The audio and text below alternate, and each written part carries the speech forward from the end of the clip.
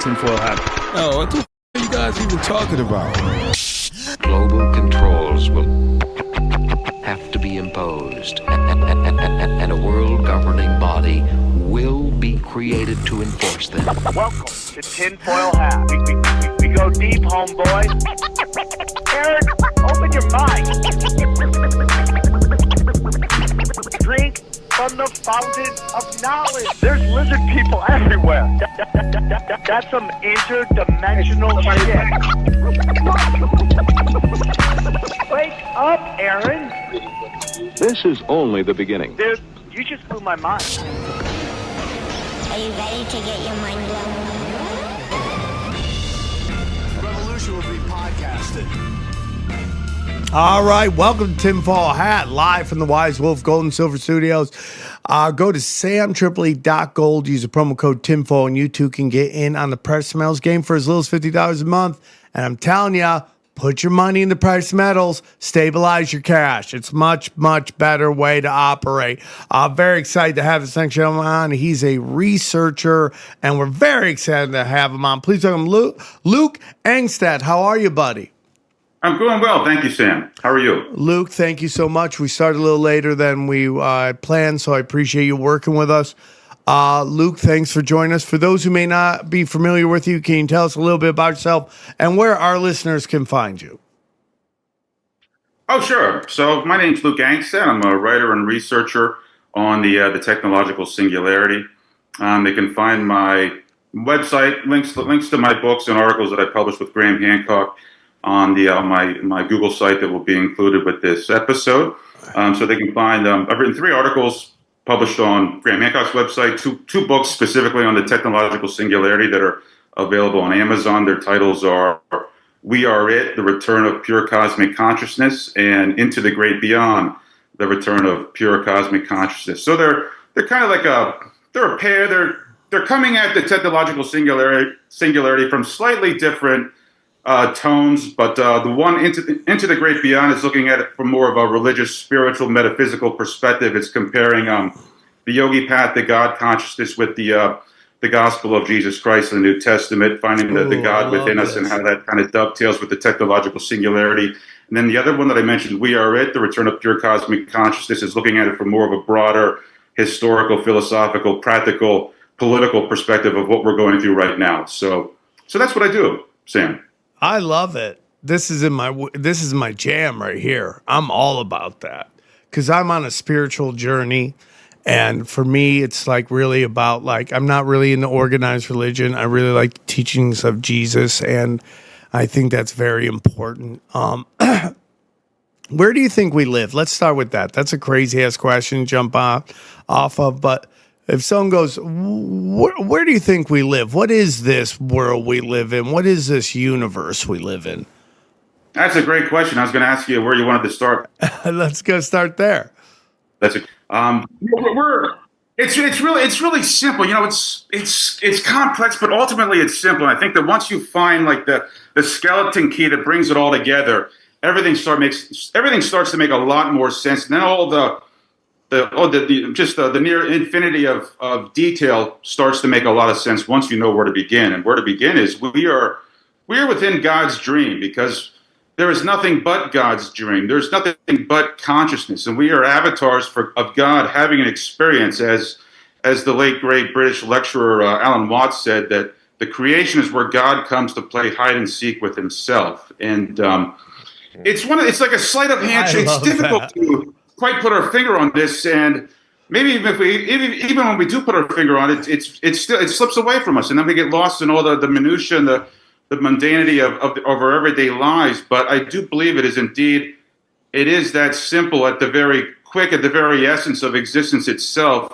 That's what's happening here, and I believe that once enough people have a broad understanding of the technological singularity and an historical framework, it's going to start to make a lot of sense. And all this stress, worry, and fear and anxiety of ripping our hair out each day as the world gets increasingly crazier and crazier each day, yeah, I do believe that's going to vanish by the wayside.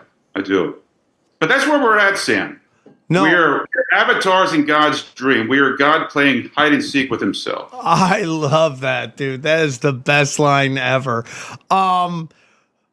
So the Oh, like I said, I got to give that one credit to Alan Watts. I mean, anytime I can't pass that one off I for my own. respect that, dude. I Go ahead. respect that. I do that a lot when I go on these big podcasts, and when I'm dropping something I've learned, I always try to give credit to the people I learned it from, and hoping I get their names correct. So let's get into this, because the first talking point you sent me, I really like. It's going to be the jumping point of everything, which is, what is the technological singularity? I think there's a lot of negative view of it. I think that's adding to all this panic that's going on right now. And maybe I'm off when I say Palantir and all that stuff, but maybe I'm wrong with that. But what is your take on what is the technological singularity? Sure. So there was a bit of coincidence that happened in the year 1950. So in 1950, the mathematician John von Neumann, who first worked with, or also worked with Nikola Tesla on the Philadelphia experiment, which I'm sure you're familiar with, the mathematician John von Neumann was the man who was first credited with coining the term technological singularity to pretty much signify the moment in time in which we as human beings can no longer maintain a symbiotic relationship with technology, because via artificial intelligence, the thinking machines, their computational powers so far exceed ours that we can no longer maintain a symbiotic relationship with technology. And again, John von Neumann was the mathematician who first coined the term technological singularity. Now, in that very same year, 1950, another mathematician and pioneer in artificial intelligence and computer science, Alan Turing, he pretty much, I would say that he defined or described the technological singularity with maybe a different vocabulary, but he was describing, I think, essentially the same thing when he first set the parameters by which we would know when artificial intelligence was able to, seamlessly simulate everyday reality with such precision and sophistication that we wouldn't know without the foreknowledge what is a simulation, what is fake, and what is real. And it was also called the imitation game. And Alan Turing was, if anyone doesn't know, he's a brilliant code breaker for the United States and British governments during World War II. He was credited with cracking the Enigma machine of the Nazis.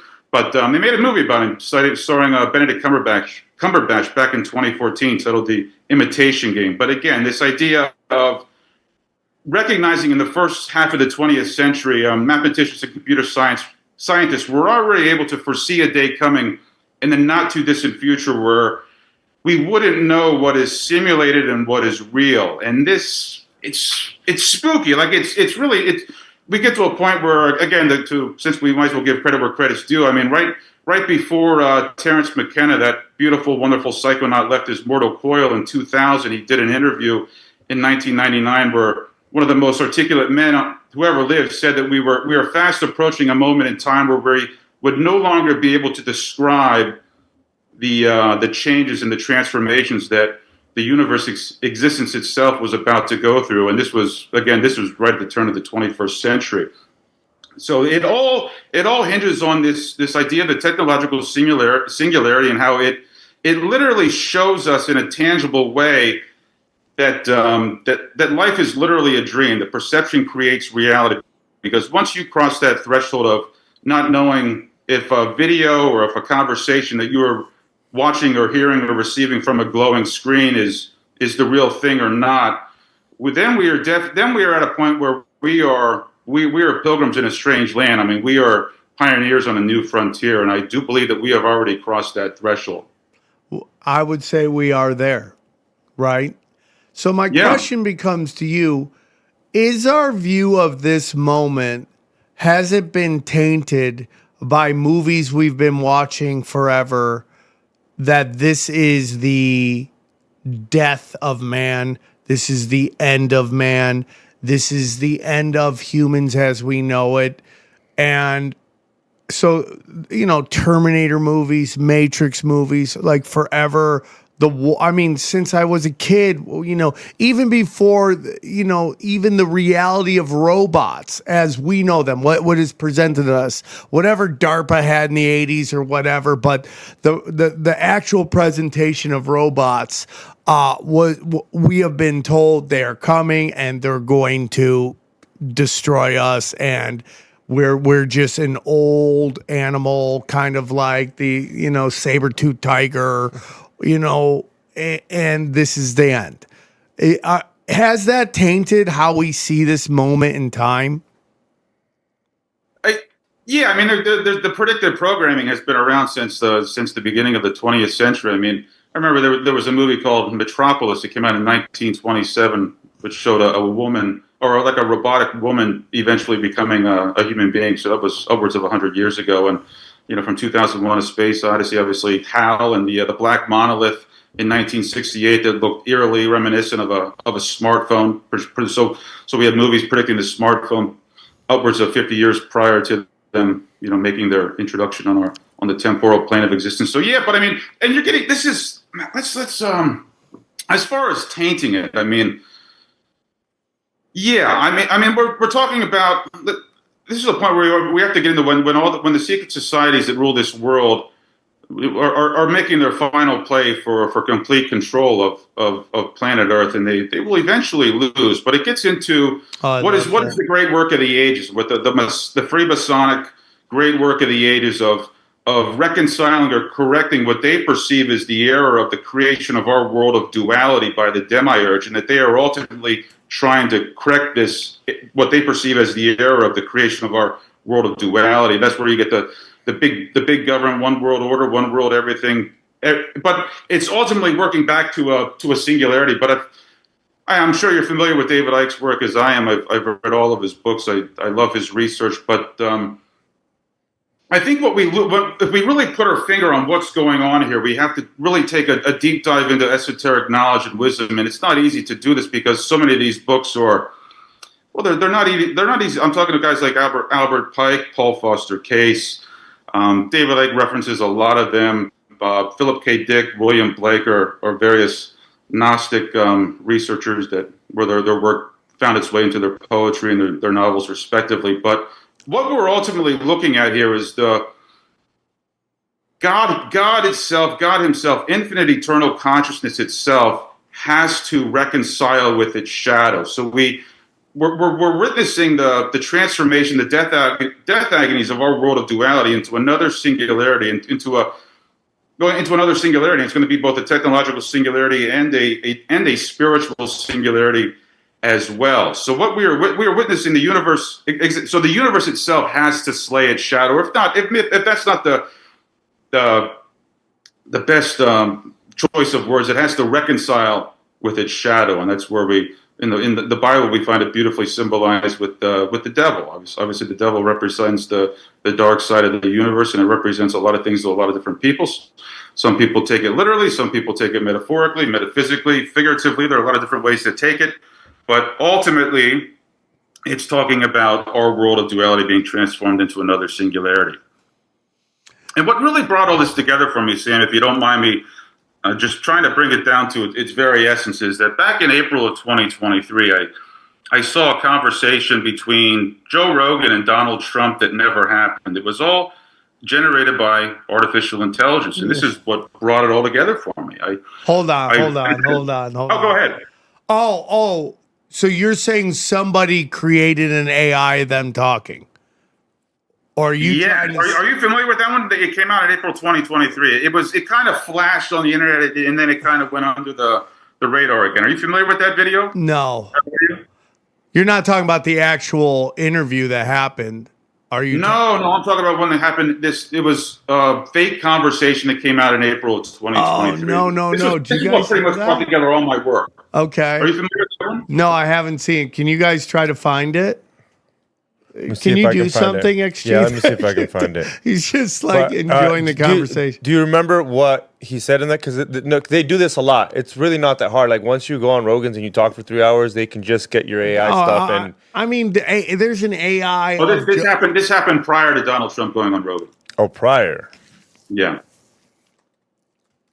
That's so crazy. Hey, dude. if you So there's an introduction in the first minute or so where it says that this is an AI generated conversation. But if a person jumped into this conversation 1 or 2 or 3 minutes into the conversation without being told that it was a simulation, that it was fake, no one would suspect that this was a simulation. I mean, the mimicry of, we all have certain ways of stuttering and our syntax and certain words in our vocabulary that we come to over and over again as we're trying to go from connecting one thought to the next. And it's a very idiosyncratic way of, well, we all have it. And I was just blown away by that AI. It mimicked it with such precision and sophistication that I tested this hypothesis on over 100 people, one of which is a cybersecurity expert who runs his own cybersecurity company. And I played snippets of this conversation for him under the pretense that it was the real thing, and he started laughing and said when he didn't know that Donald Trump was a fan of UFC, and he said that was great. When did he have an opportunity to sit down with Joe Rogan? I said, yeah, that's all fine and dandy that Trump's a fan of the UFC, but I said, well, what's even more interesting about this conversation is that it never happened. And that's when he looked at me with eyes the size of saucers, and unprompted he said, Luke, that passes the Turing test. And I said, it does indeed. And I said, it opens up questions, and it has implications that it's going to take a long time for us to unravel. But in any case, were you guys able to locate that video? Yeah, I think he has. Maybe it's on Newsweek. Okay. Let's see if this is it. Share it, Johnny? Yeah, you have to share it to get the audio. As he's doing that, can I just ask you now? The Turing test, it used to be kind of, the people thought if something passed the Turing test that would be the ultimate intelligence, artificial intelligence. But now it seems with these large language models that they do a good job of mimicking, but there's not actual intelligence there. Now that we actually have something that can pass the Turing test, it doesn't seem as impressive as it did, when that was hypothetical. What do you think about that? Because would you agree that it's not? It doesn't feel like a real intelligence there. It's more of just, as they say. Have you found mimicry. the Joe Rogan one? I mean, Yeah, the Joe I think he's Rogan got it. Trump? It's something like this. Yeah, it's. I don't know if it's exactly what he's looking for, but I think it's muted too. Well, I would just say that the technology that is available to the government far exceeds what is unavailable. I'm really just I'm talking about I think- this specifically. Oh, go ahead. These fake conversations, that kind of thing. Sure. It's just not playing XG. yeah, check it out. It might because a lot of the play links, it, then worry about the sound. the ones I saw, Sam, were had been pulled. Okay, so maybe we can't find the specific one you're talking about. Oh, yeah. Let's see. This is one of those aggregation videos. Okay, it's ads. Let's. Yeah, I don't. What is that? Yeah, it's just.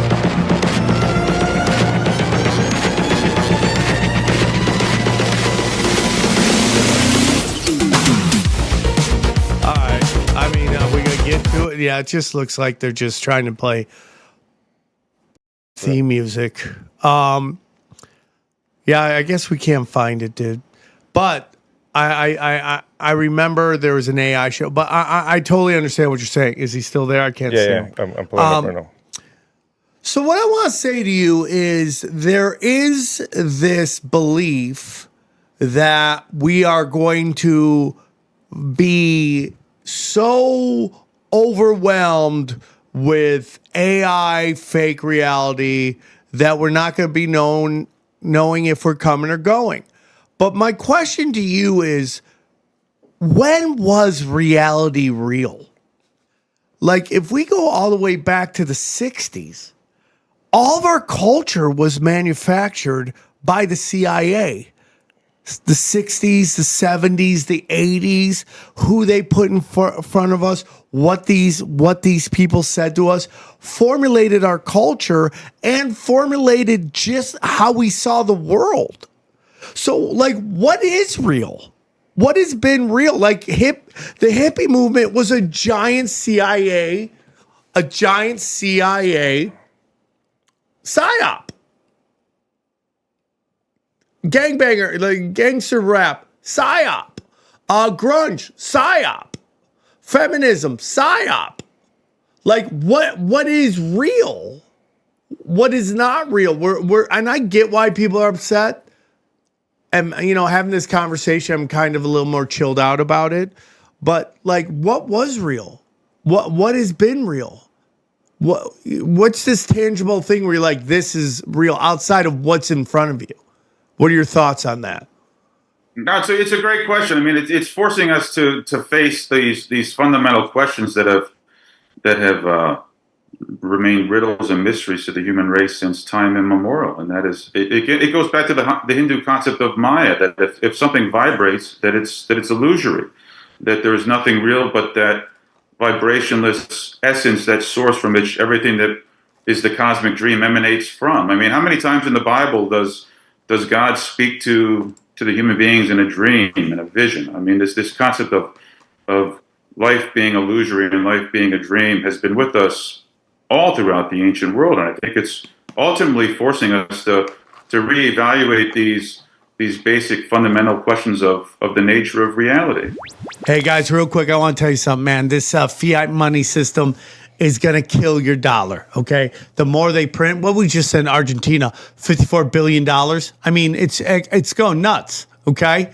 The more they print, the more your dollar devalues, and that's why you got to stabilize your cash, and you got to get in the precious metals, and there's no better place to go than our boys at Wise Wolf Gold and Silver. Let me tell you about Wise Wolf Gold and Silver. If you're paying attention, you know that de-dollarization is real. Fiat is fake, and you don't want to be left holding the bag when the dollar collapses. Gold and silver has been money through all of recorded history and are an excellent way to protect yourself from inflation and geopolitical turmoil. That's why I trust my friends at Wise Wolf Gold and Silver for all things precious metal. Veteran-owned and an A+ rating by the Better Business Bureau. No transaction is too big or too small, and you can even roll over your 401k or IRA into physical gold and silver. And if you think you can't afford precious metals, think again. With the Wolf Pack monthly membership program,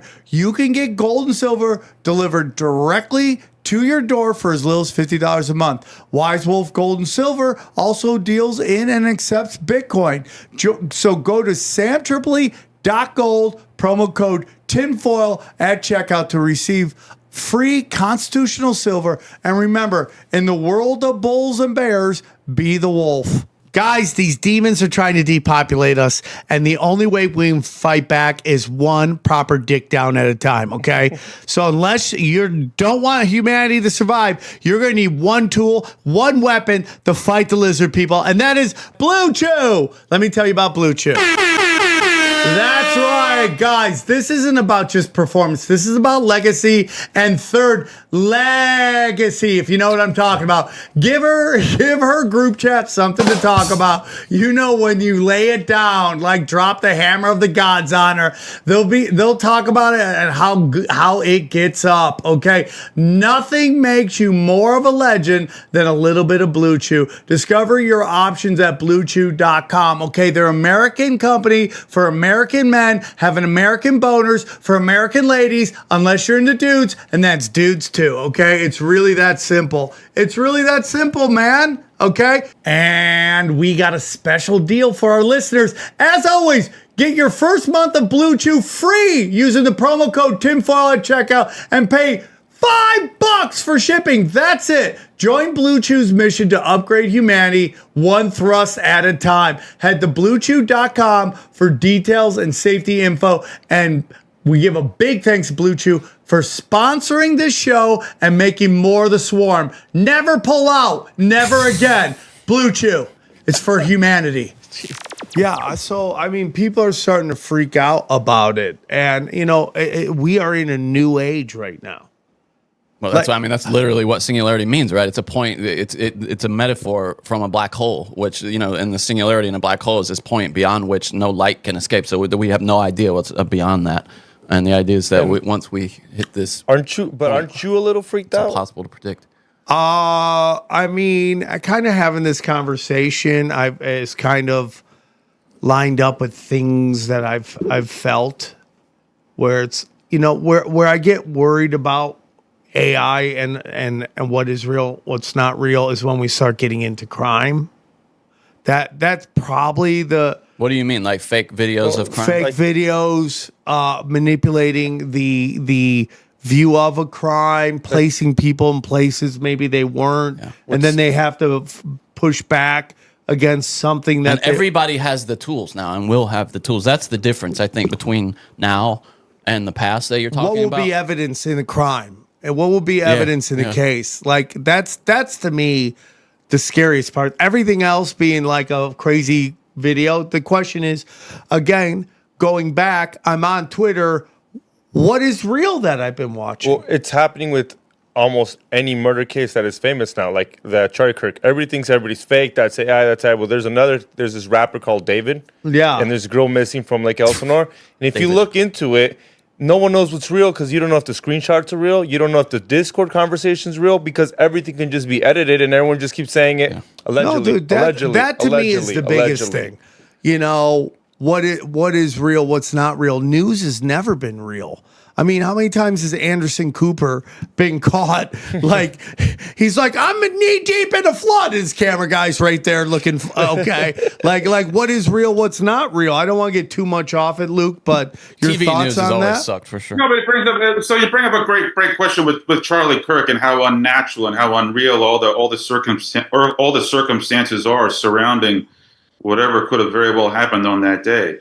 And this whole mystery of existence goes back to Egypt. It goes back to the origins of Christianity, where those how the gospel was adapted from Egyptian sun worship, and how it goes back to the mystery of the Sphinx. And let's start with the Sphinx, and then kind of try and segue into how the Sphinx and the gospel of Jesus Christ and the crucifixion and the resurrection, what happens in that period of the crucifixion and resurrection, how it ties in with the Sphinx. So the Sphinx, for those of you who aren't familiar with the Sphinx, the Sphinx is probably the oldest megalithic structure on Earth, and no one really has any idea how old it is. I mean, I think Dr. Robert Schoch did a fantastic job proving that it's considerably older than the pyramids, and I think he dated it as far back as he was willing to go without risking, losing his career, and I admire him and applaud him for that. But the Sphinx is very old. It's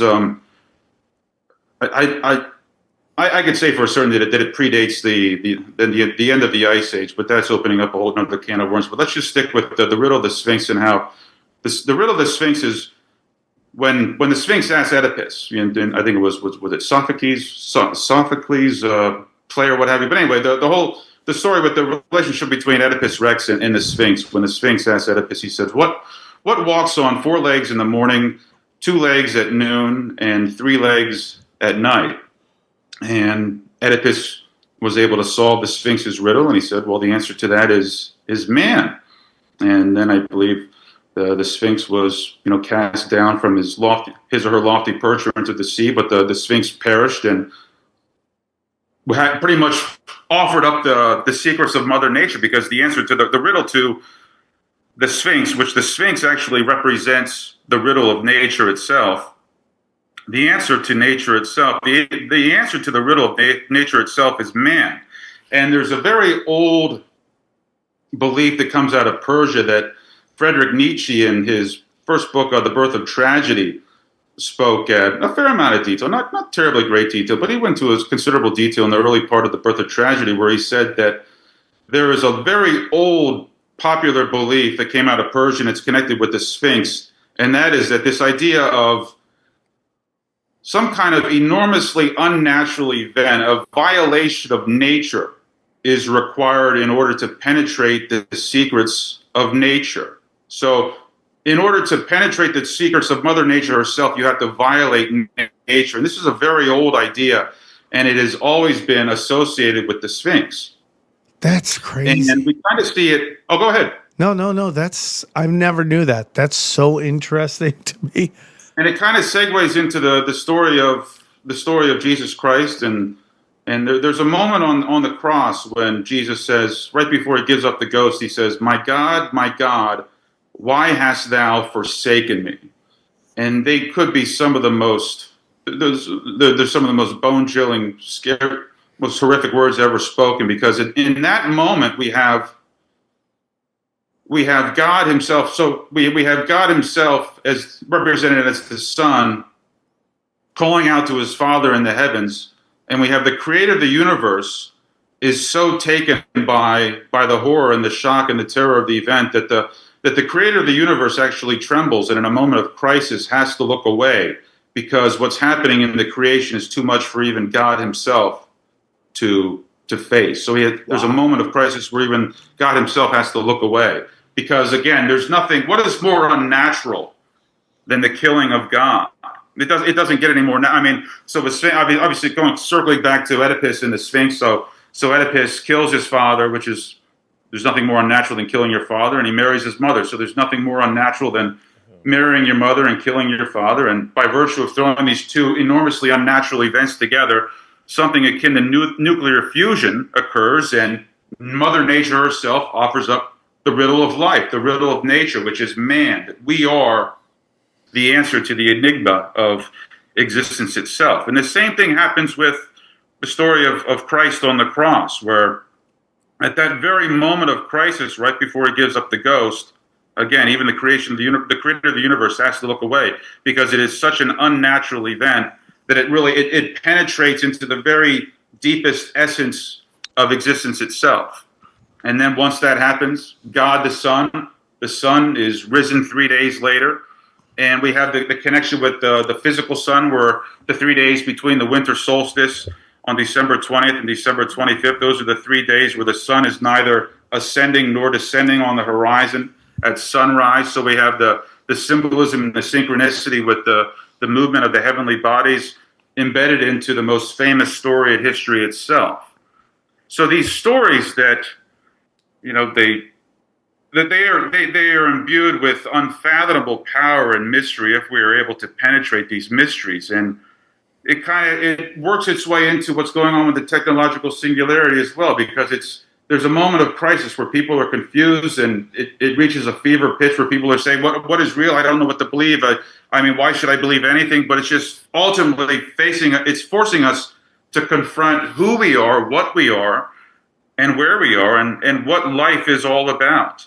And the fingerprints of this eternal truth are spread all throughout history. They're spread all throughout all the megalithic structures across the planet that are in coordination with the astronomy and the movement of the heavenly bodies. And it's overwhelming with all the different moving parts. It's difficult to put the whole piece together. But if you're able to peer into the mysteries and put your finger on the very quick of existence, it starts taking a very definite, clear shape in one's mind. Bro, this is so mind-blowing to me, because everyone's freaking out about what is real, and I go, nothing has been real since the first moving picture happened. Even the first play happens. The first play is an artificial reality created on a stage, and that production has an effect on the people watching it. If the actors are great and the story is great, it affects you, and it begins to change how you see the world. So everyone's freaking out about this AI this and AI this, but it's like, what was real? Especially, and then in quantum leaps, we're talking about quantum leap right now. Quantum leap happened the minute you put a television in your house. No, the actors were all male. I don't know if you remember. There was no female actors. That's even it. The Kabuki theater. I mean, I would argue it goes back to even the first lie, to original sin, because, someone could be acting and live in your house with you and you not know them. I mean, so yeah, I get what you're saying. I mean, then that's more impressive than any AI, because we're, as humans, well trained in deceit. Right. It's just like, I mean, you really want, so he brought up the Charlie, or you brought up the Charlie Kirk thing. I mean, what about the JFK assassination? I mean, that's like how many years ago, and people are still arguing what actually happened there, because this film by a 33rd Freemason comes out 10 years later, and there's just things in it that don't make sense. What was that play, Johnny, where they played on the radio and everyone freaked out? Oh, There was yeah, no War of the aliens? Worlds, yeah. War of the Worlds. People freaking out, thinking that's real, and it was just all fake. Oh, dude. Yeah, now I mean, the tools are more sophisticated now for sure, technologically. Right. But yeah, I mean, it's never been the case that someone could make a video. Well, instead of using yeah. controlled op human beings won't need placed in positions to manipulate energy. And that's why kind of this Charlie Kirk is both old school manipulation and new school manipulation. I was going to say right? NASA a lot of money in faking all this. Yeah, It's just- I mean, so this is amazing to me. So, you know, the movie, I was working at a hotel, the Argyle, and the Wachowski brothers were there while they were filming it and why they were editing it. And I got to talk to them back when they were the brothers, not the sisters. And they were the nicest guys. I mean, I'm going to tell you, they couldn't been, like, they talked to a lonely valet for like 10 minutes about like what they were doing. They were the nicest That's fucking so guy. cool, man. Right? And I remember going to it, I go, whoa, I didn't realize how big this was. How big what was? How big the movie was. Oh, okay. Yeah. Oh. I mean, just think about that. That was a movie that really nobody expected anything from it, and it had such a giant Pivotal. impact. It's a pivotal film in the Right? history of It Hollywood. just changed everything. And I was young. Was it expected to do that, or was it just a movie I don't think that people was... were looking at The Matrix Not- as yeah. like, it's going to be the. I mean, it was going to be a big movie, but not. I Yeah, mean, but Keanu it wasn't Reeves an and- Avatar type movie No, where no, people are like, we're about to see a quantum leap in something. And it was a quantum leap. But the discussion of The Matrix has been happening ever since then. They put a name on it. I don't know if The Matrix was the name before that, but it is The Matrix of the computer generated illusion around us. So the question is, are we seeing the birth of a matrix within the matrix we already live in?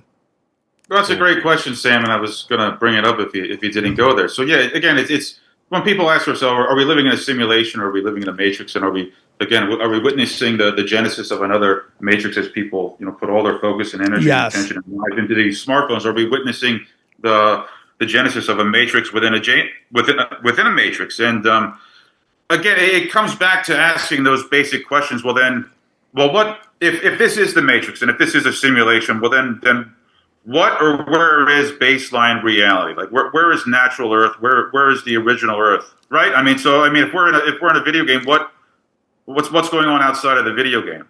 Right? That's the question.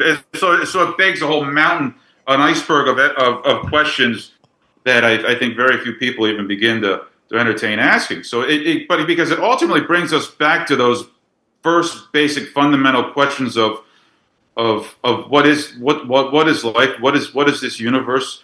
How is this universe constructed? What is the very nature? It comes back to the nature of being itself. And again, everything is a dream. Life is literally a dream, and there are probably infinite worlds. And we see a glimpse of these worlds in the New Testament and Hinduism. Just to use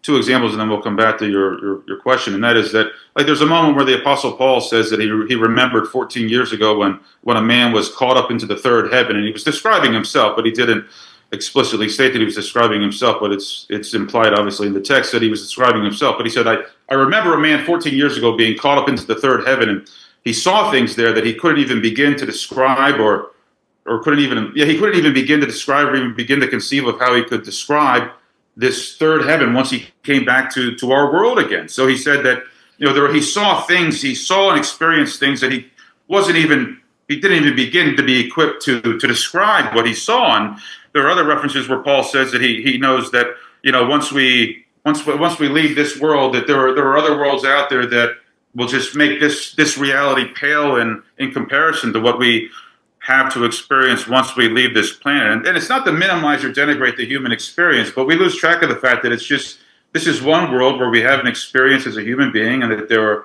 infinite other worlds. And there's the other example I wanted to use was by a holy man named Swami Sri Yugdaswar, who was the guru of Yogananda, who reached much greater fame in the United States. And his Autobiography of a Yogi was Steve Jobs of Apple Computer's favorite book. But in any case, Swami Sri Yukteswar wrote a book titled The Holy Science in 1894, where he offers glimpses into at least 7 other worlds and how we get to those worlds, and how we have to purify our hearts. And we, by virtue of purifying our hearts become a stargate with the sun, and from there that's like our launching pad to at least there are 7 other worlds that the Hindu tradition, based upon the Vedic scriptures, is privy to. But from there, it's literally to infinity and beyond. I mean, so we are just beginning to scratch the surface with what we're talking about here. But all of the,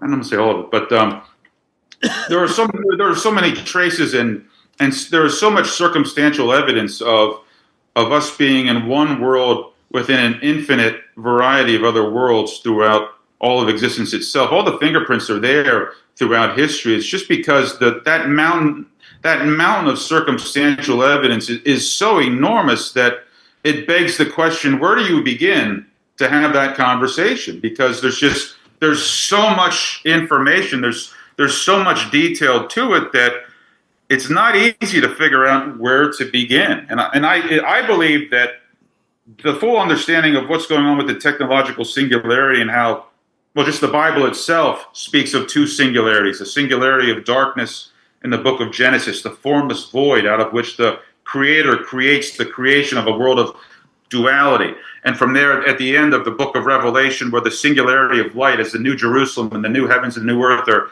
descending from the heavens, they are described in no uncertain terms as another singularity, but this time it's a singularity of light. So we're seeing our world of duality being given birth from a singularity of darkness in the beginning, being transformed into another singularity of light.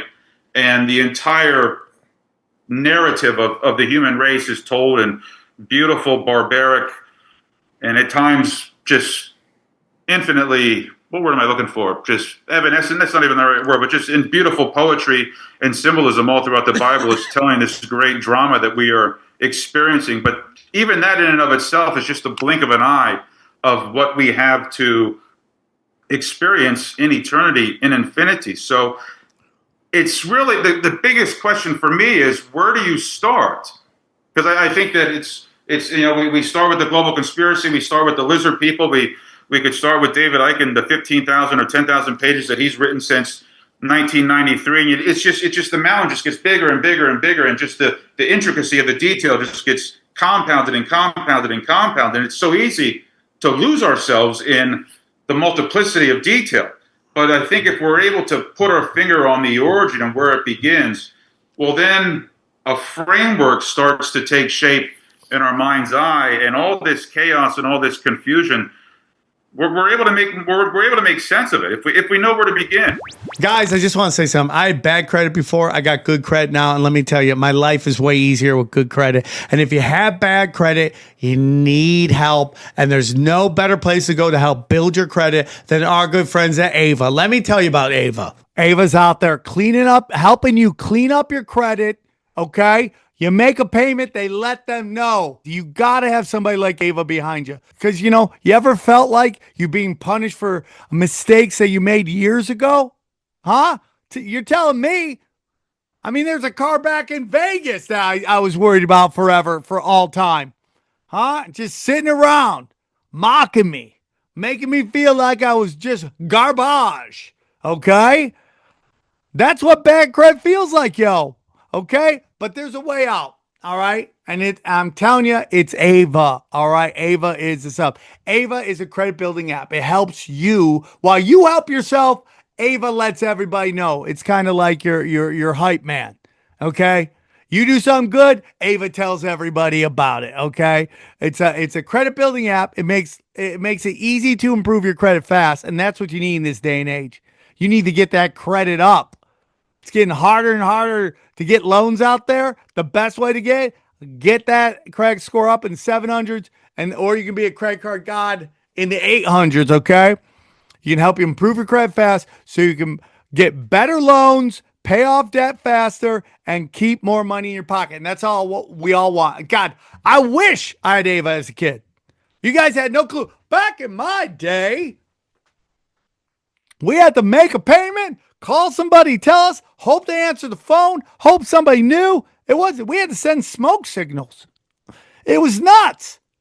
Ava is a godsend. You're blessed. Get Ava right now. If you got crappy credit and you want good credit, get Ava, okay? I want you to take control of your credit. Let's do it. Download the Ava app, AVA, today. When you join, use our promo code TINFOIL. Put it in there. Let them know. Shout our name. Put some respect on our name. And your first month is totally free. Get the Ava app. Use our promo code TINFOIL so they know we sent you, okay? And get your first month free. What are we doing here? This is awesome. Okay, the promo code's TINFOIL. And we want to thank Ava for being ride and die with us, and we want you to go out there and get some good credit. Go get that good credit, yo. You deserve it. Okay? Ciao, ciao. Thank you. And it's just like, that's a great bringing up. Like, what is the role of we'll call them lizard people, the Rothschilds, the Rockefellers? Are they a virus within the singularity or within the matrix? Are they a necessary quote unquote evil to test us, to learn life lessons? Like what is their role in all this? Because it's a big reason why we're as society in a whole is very nervous about the singularity. It's like if you go into like the big push right now is digital IDs. Well, what comes with digital IDs is total control and domination.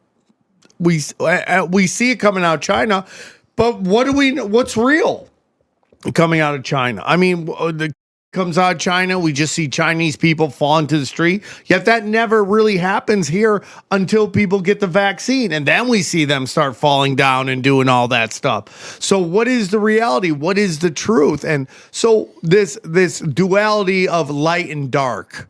And we'll sign the quote unquote lizard people, the archons, whatever we want to call them, the dark side of this matrix. What do you feel is their role in it? Why are they here? Are they a necessary evil to give texture to this experience that we're having within this simulation? For all I know, they could just merely be a projection of the lizard brain, of the R complex of the brain. Right? It could be as simple as that. It could be something else entirely. But this is a great question. This is a good point with where it's easy to get lost in the work that David Icke does, and I love. Again, let me preface it with I love David Icke's work. I get it. Icke's work, but it's difficult. You can lose yourself in the weeds with all that because you ask yourself, well, then what is the agenda of the lizard people? I mean, do they have poetry? Do they have architects? Do they go out in the gardens and admire the flowers and listen to the birds? Do they write sonnets in their free time? Do they have a baseball league? Do they play football? Do they have their own movies as well? It's like I mean, again, it just beggars so many other questions that are just dangling out there in the ether that are impossible to answer. So it's how many angels can dance on the head of a needle. So I to that point, I really don't know. But ultimately, it doesn't change the ultimate truth of reality, and that is that there is nothing but consciousness. That is what's going on with the technological singularity and how it's the great wheel of time. So what we've realized is that the precession of the equinox. So the whole, it's not necessarily a wobble, but the phenomenon that puts our Earth with a little bit of a drag. So we move through the 12 houses of the zodiac over the course of 25,800 years, more or less, or whatever the exact numbers. I don't have it available with me. But what we've realized is that the whole phenomenon, the precession of the equinox, is in alignment with the Hindu Vedic concept of the Yuga cycle, which moves through the four different ages of the Satyuga Yuga, the Treta Yuga, Dvapara Yuga, and Kali Yuga, which has its alignment with the Greek and the Egyptian and various other ancient conceptions of the Golden Age, the Silver Age, the Bronze Age, the Iron Age. And we see this same idea of movement, of the great wheel of time. We see it expressed all throughout history. We see it embedded into the argument that Socrates makes when he's arguing for the immortality of the soul. He bases it upon his theory of opposites, where he observed, when he just by virtue of observing the natural order, we see movement. We see movement between polarities. We see movement which is akin to a great circle of life that takes, well, in some cases, for the full movement through the great solar year and through a full cycle, the precession of the equinox takes the better part of 26,000 years, more or less. But we also see it. We see that same cycle. We see it in the course of the day. We see it in the course of the movement of the seasons. But again, it's just moving from one opposite to the other, from one polarity to the other. We again, it all comes down to the reconciliation of our world of duality into another singularity. And at the very root of the concept of this is something I wanted to mention with the Yuga cycle that I forgot a little bit earlier, is that at the very essence of the concept of the Yuga cycle is the regulation of consciousness. So what happens during the course of the Yuga cycle, and again, we see this embedded into the stories of the Bible as well, is that over time, infinite eternal consciousness almost forgets who it is. And this kind of even dovetails with Graham Hancock's work, and where Graham says again and again that we are a species with the amnesia.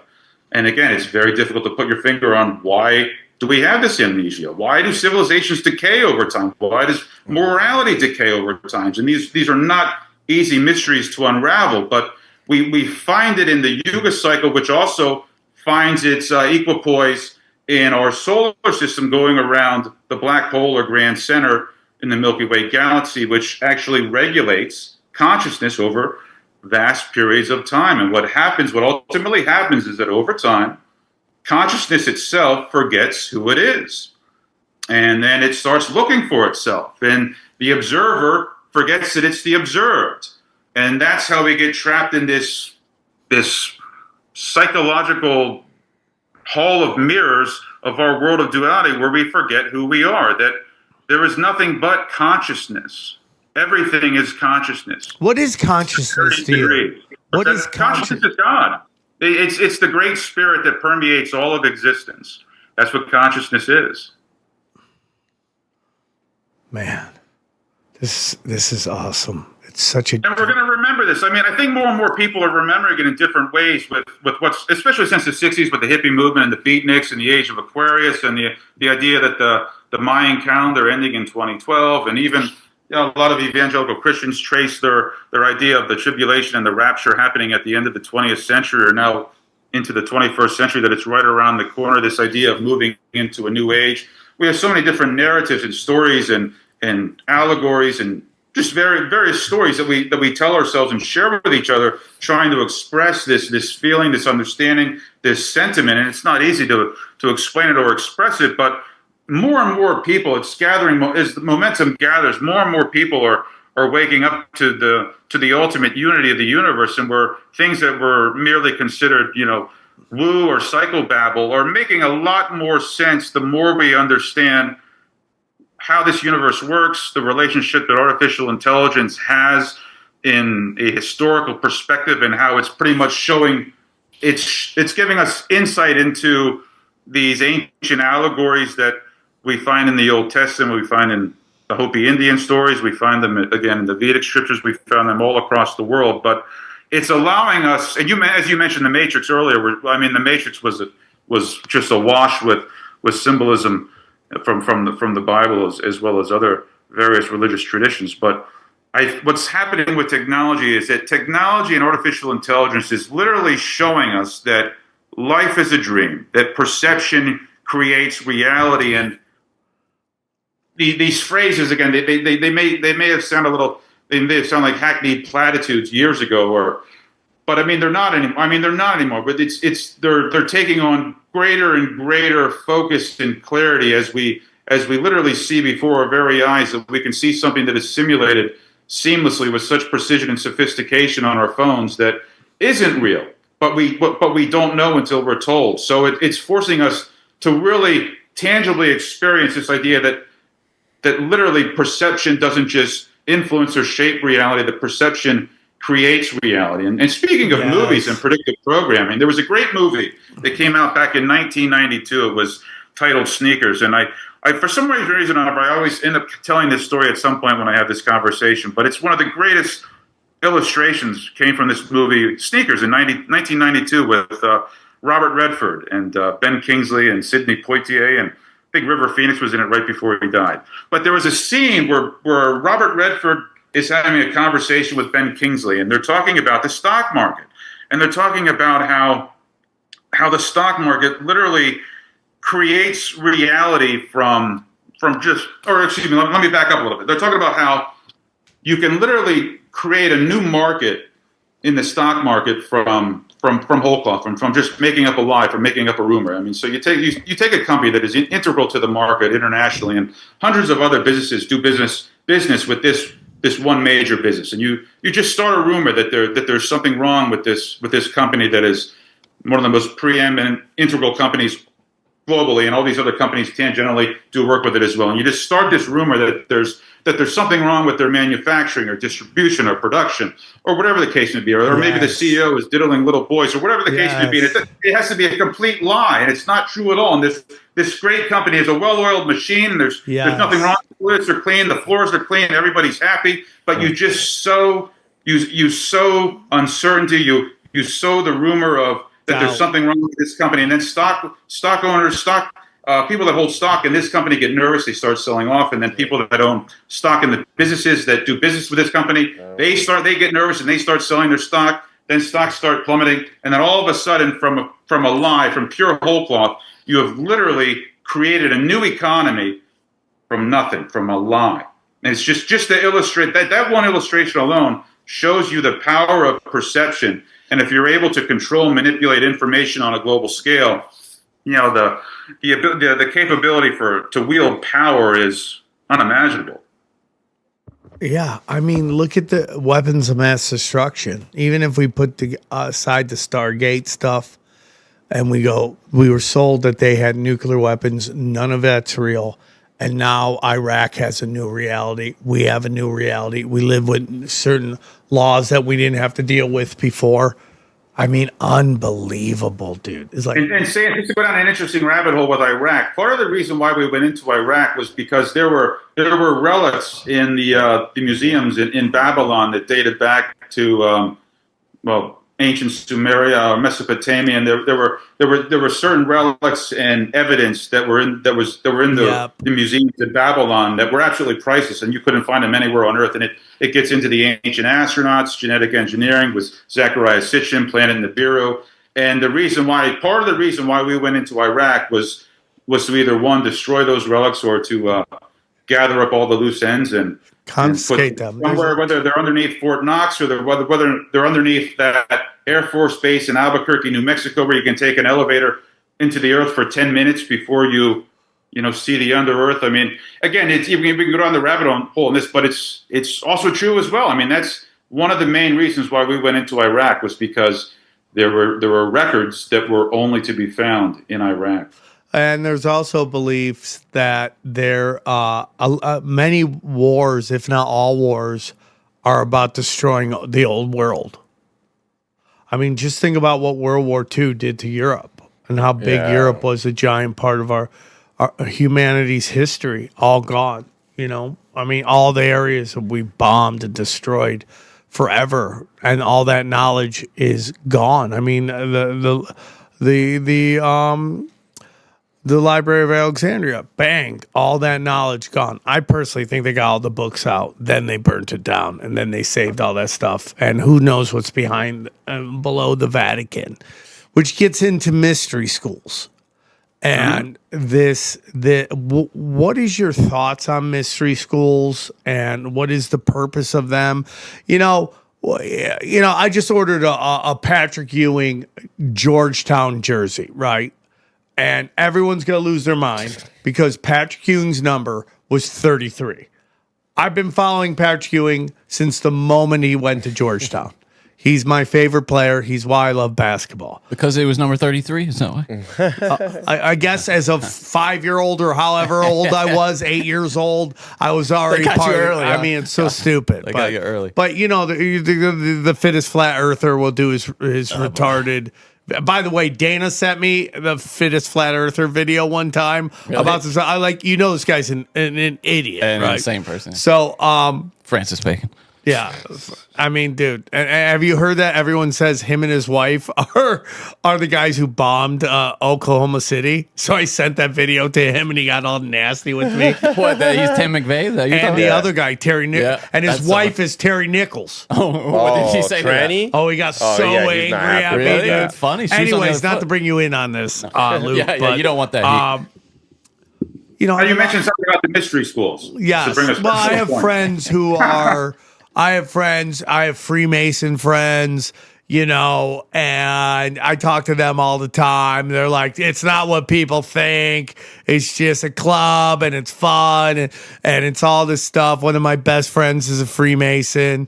And, you know, what are your take on these mystery schools?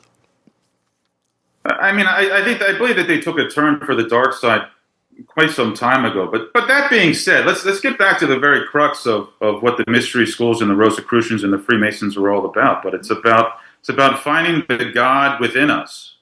That's at the very essence of it. And this goes back to Egypt and how the pyramids of Giza were places where human beings. And this is something where I want to give credit to Freddie Silva's work. I don't know if you're familiar with Freddie Silva, but I came across Freddie Silva via Graham Hancock, and Graham Hancock has just been a treasure house of knowledge and information, not just with his own work, but he does a wonderful job of promoting other people's work as well. But there was a guy named Freddie Silver who did a lot of work on secret societies and finding the God within us, and how these megalithic structures are portals to other dimensions and other realities, whether they're out there or within our hearts or wherever the case may be. But ultimately, it's about all the secret societies.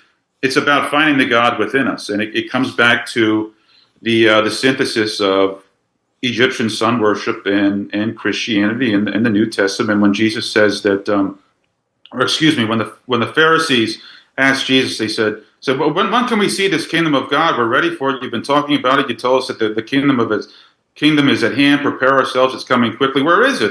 And Jesus tells him, he says, not by observation does the kingdom come, because the kingdom of God is within you. So what does that mean? When he says not by observation, well, what on earth does that mean? Well, it means that the kingdom of God is beyond the sensory world. So we're taking language and concepts to their very limit, and to the point where just concepts and language is shattered, and it's ultimately absorbed and diffused into pure spirit. It is transcribed into pure spirit. But this whole idea of finding the kingdom of God within us, heaven within us, well, what does that mean? Is he speaking figuratively? Is he speaking literally, metaphorically? And I believe he's speaking in all those ways. I think he literally means it. Christ literally means it when he says that the kingdom of God, heaven, is within us. He means that this is where God lives. Even Don Draper in Mad Men, he said that Jesus either lives in your heart or he's nowhere else. And it's easy for us to hear that, and we laugh about it. We intellectually, we play volleyball with it in our heads intellectually, but to assimilate that and integrate that at the level of spirit is not easy.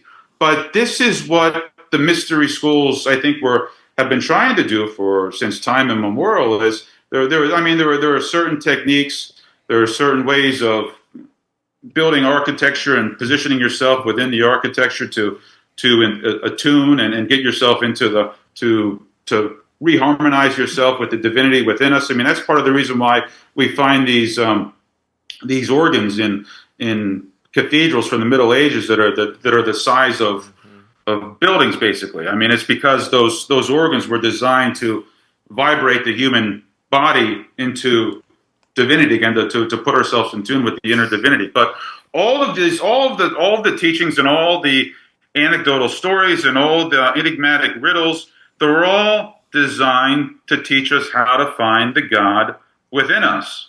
And again, it comes back to, what does that mean?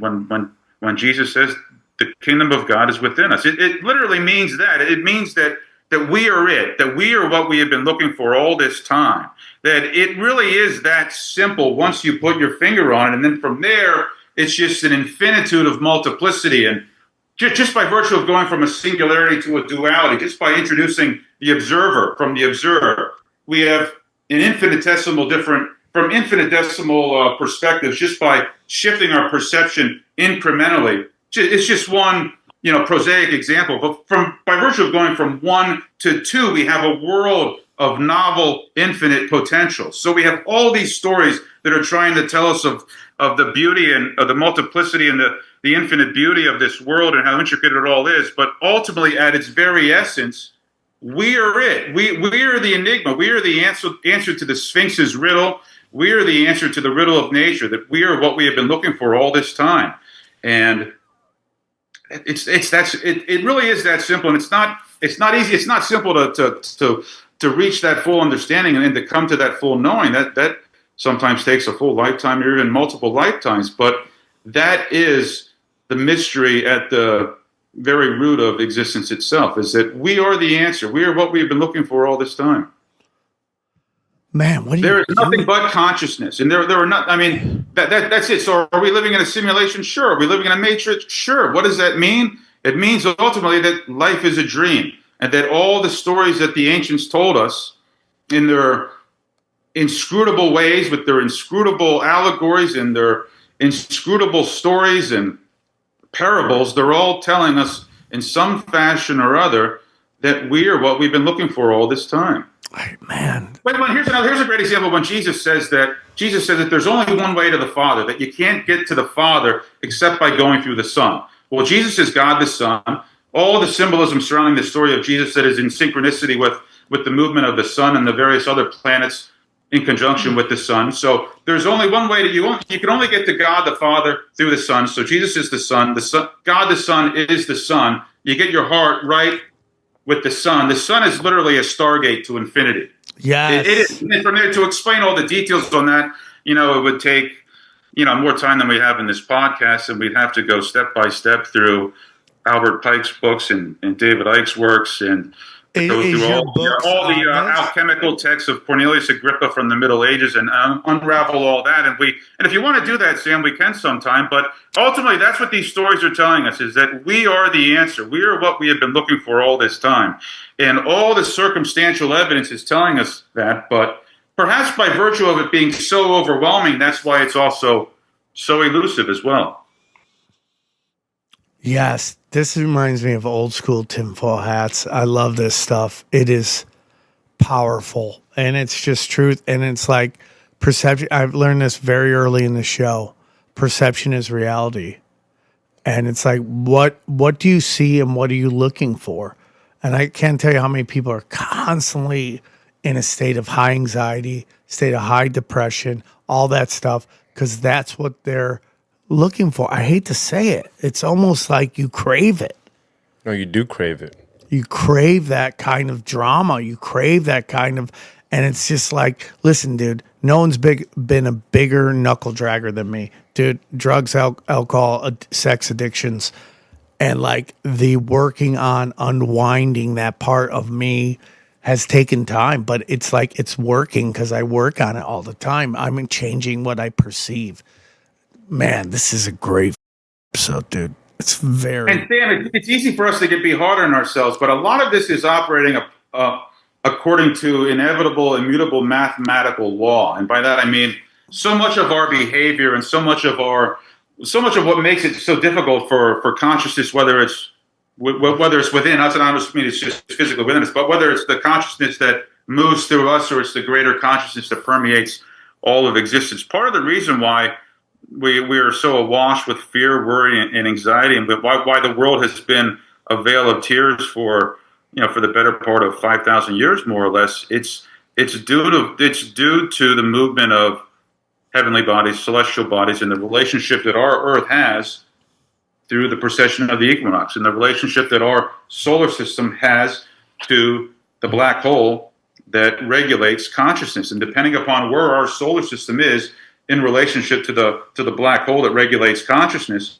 it's either going to create a world where it's very difficult to achieve harmony within oneself and to find the divinity within ourselves and to find that union with the greater cosmos, or it could also be much easier as we move into the higher ages and as we move back into the golden age, the Satya Yuga. Whenever that time does happen, it's going to be much easier to make that synchronistic connection with the divinity within us and to find the unity with the greater cosmos. But so much of what we experience, a lot of it is out of our hands. And I mean, I don't say that to just throw our hands up and say that we live in a completely deterministic world, because I don't believe that's the case either. But there are a lot of universal factors that are in operation that they create a mathematical framework that works, that it really throws a monkey wrench into the concept of free will. Let's just say that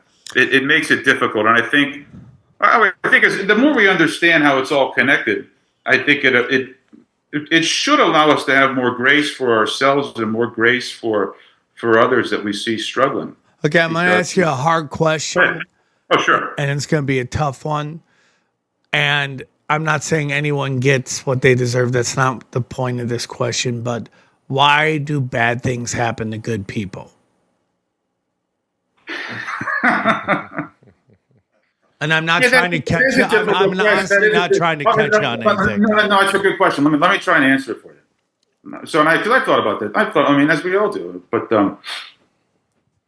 so if you're an infinite, eternal being, and you have all of existence and all of eternity and all of an infinity to occupy yourself, and as opposed to just playing Chinese checkers at the picnic table in heaven as you shuffle back and forth from the unisex bathroom, what you're going to do is you are going to create a world where you can literally experience everything, where you can experience joy, you can experience bliss, you can experience tragedy, you can experience heartache, you can experience redemption, and you can have all these experiences in varying degrees. You can have them in lukewarm degrees, you can have them in the most extreme of degrees. So you would, if you and we are, that's what I believe that's what's happening, is that we are infinite eternal beings, part of infinite eternal consciousness, having an experience. And within eternity, in infinity, there are certain mathematical laws that are put into place that allow for an infinite variety of experience with an infinite interpretation of those experiences. And it's not that difficult to establish a universe that operates upon mathematical principles that allow for a world of an infinite variety of experience with an infinite variety of interpretation of those experiences as well. So to answer your question, why do bad things happen to good people? My answer is, if you had all of eternity to occupy yourself, you're going to create a world where you can literally experience everything. That's a wonderful explanation. That's a wonderful explanation. So earlier, and maybe this gets into a point you wanted to say, the world is coming full circle on ancient mysteries. You said something in passing earlier that these powers that be are doing all this crazy stuff, and eventually they're going to lose. Is this what we're talking about? What are your thoughts on that? Yeah, it's part of the reconciliation of our world of duality being transformed into another singularity, and it's one of those. It's abstract. I mean, the concepts are so abstract, and I find myself I try and describe it in so many different ways in my articles and in my books, and you're trying to describe something that can't be adequately fully described. But to your point on that, what's happening is that evil itself is making its final desperate plea to achieve power, to achieve complete power on this planet, and it will ultimately lose. But again, we come back to what is evil? Where does evil come from? And it's ultimately, again, we're talking about it's the dark side of consciousness itself. I mean, it's so easy to fall into ad hominem attacks where we attack people for not having the same religious belief or political belief or whatever the case may, whatever persuasion it may be. It's very easy to fall into that that pattern and habit of attacking people. But ultimately, the very root of this, it is consciousness itself is reconciling its shadow. And what we're seeing with the whether it's the Illuminati, Freemasonic, Satanic, deep state that has ruled this world for thousands of years. It's not like they have a playbook. Well, part of it is some of it they have a play, but it's not like they're just handing the torch from generation to generation, and then this is the rule book. This is how far we got, and this is what we got to do step by step by step. It's the spirit that moves. It's the duality of man. It's the duality of the universe itself, the light and dark, the good and evil that permeates and moves through this universe itself. Has been wrestling with this during this age of the fall of man, which has its alignment with the Kali Yuga in the Hindu Vedic tradition of the Yuga cycles. That's the Kali Yuga is the age in which war and strife and disharmony just runs rapid on the earth. And it's all due to the fact that as our solar system is moving around that black hole that regulates consciousness, depending upon where we're at, it leads to extreme disharmony and strife. And we find that expressed in its most dramatic relief in these institutions of power, and how as they centralize power more and more, they get drunk on power. And the more power they get, the more drunk they get on power. And it's just one of those. It's just what happens when we're living in this dark age with the fall of man, the Kali Yuga. And see, there's a great example to illustrate this. Comes from the movie Lawrence of Arabia. I don't know if you're familiar with Lawrence of Arabia, but you have, Peter O'Toole, 30 years old, dressed up like a blue-eyed, blonde, Christ-like figure in the desert, leading the Arabs to victory in war. And there's a scene. So you have all these. You have all the symbolism of Lawrence of Arabia being represented and compared as being a Christ-like figure saving the Arabs in the desert. But there's a moment when he's brought into a conference with some of his superiors. And they say, we have this new position that we want you to take.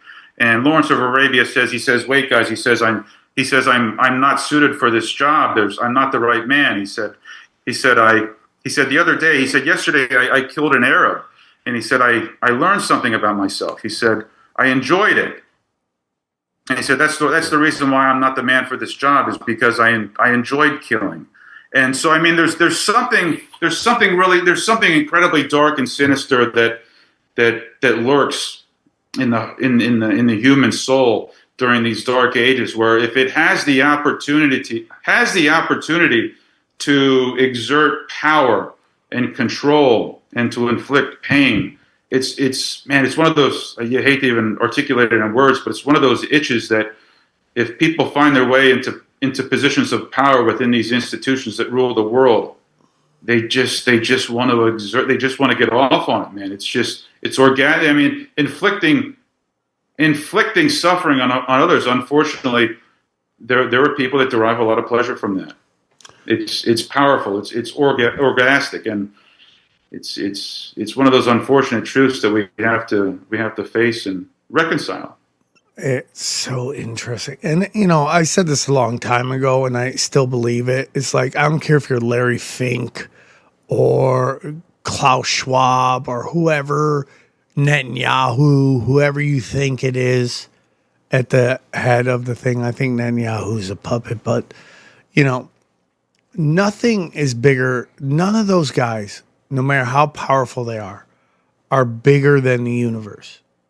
They're all still, it's like kind of that. I forget the movie with the mystery men. What was it with the giant blue guy who was like a god? You remember? You're not Watchmen. The Watchmen. Oh, yeah. Where he talks about the smartest man in the world is still a fly to him, right? Dr. Manhattan or something? Yeah. Either the smartest man in the world is a fly. And to me, the most evil man in the world is still a fly to the universe, right? And that there's one universal rule, and that is love. And love conquers all. And it's an old saying, and it sounds like some hippie shit, but it really is. Like, once you get into the understanding of love and spreading love and giving it away and helping, one thing I want to teach my daughters is like, your goal in life is to help others achieve their goals. That's how you flourish in this whole thing. And so when you say they're going to lose, I totally agree with that. And it seems really dark. And this whole of manufacturing reality of like they can do whatever they want and there's no repercussions. It's like right now. But do you think they're the first ones who've tried to control man? Do you think in the thousands of years that man has existed, that there hasn't been someone who tried to control everything and they fail miserably? They always fail. They fall and then they regroup and then they do it again. And this is again the cycle of like consciousness of everybody's experience. Everybody's here to experience something else. And that can get very dark when you see what's happening, like say in Palestine. And you're like, but man, that to me is a much better explanation than anything. People, it's like my sponsor says in recovery, like I don't want to rob you of your spiritual experience, and that doesn't mean I accept it or I think it's right. But that's a really great understanding of that. I want to get into the nature of reality and the nature of consciousness. Can you tell us a little bit about that? Can you be a little bit more specific? Well, a little thing is like the nature of reality, the nature of consciousness. You wrote artificial intelligence and its ability to simulate reality seamlessly is revealing truths about the universe that may be shocking but have a long time coming. Can you tell us a little bit about that? Did you write these notes or did Mark write these notes? Sorry. No, it's fine. Let me think. Let me gather my thoughts for a second. By the way, you're crushing this. Oh well, thank you. You really are. This has been one of my favorite episodes. There's something that happened for me just recently when I actually read Albert Pike's Morals and Dogma twice, and I don't know how familiar you are with Gnosticism, but I was vaguely familiar with it. Well, maybe over the better part of 20 years. I started reading William Blake, the poet.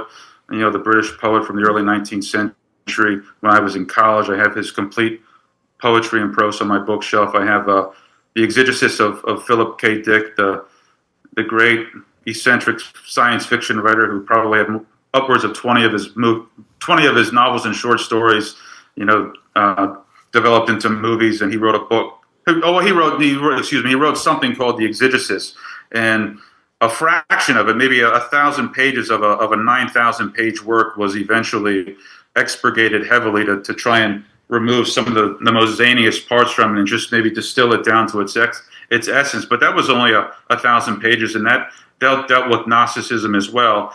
And Albert Pike's Morals and Dogma is upwards of 1,000 pages as well, and William Blake's complete poetry and prose is almost 1,000 pages as well. And something happens, and even if you put those three together as a trifecta, there you have maybe 3,000 pages of an introduction to Gnosticism that just begins to scratch the surface of the origins of the nature of reality and the nature of being.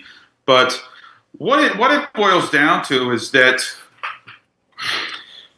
we're trying to describe language, even math. I mean, math is a much more precise language, but it's much more harder to understand it and to shape have some visual, concrete image in our minds of what's going on with mathematics. And it's easier to paint a picture and to paint a picture in a story with language. But language is much more precise, much more imprecise than math. But what I've realized the more I study Gnosticism, and especially as I'm looking into Albert Pike, is that all this knowledge ultimately comes out of Egypt, and it comes from hieroglyphics, it comes from the Sumerian cuneiform tablets, it comes from where even all numbers are merely pictograms of behavior and phenomenon and operations that happen at the just the basic level of existence itself. I mean, you take the numbers 0 and 1. Well, 1, you have 1 is a straight line extending out to infinity forever, and the circle is representing the great wheel of time. It could represent the precession of the equinox, the great solar year, the yuga cycles. Also, if you have a circle that's large enough, any 2 points in that circle would appear to be a straight line. If you extend the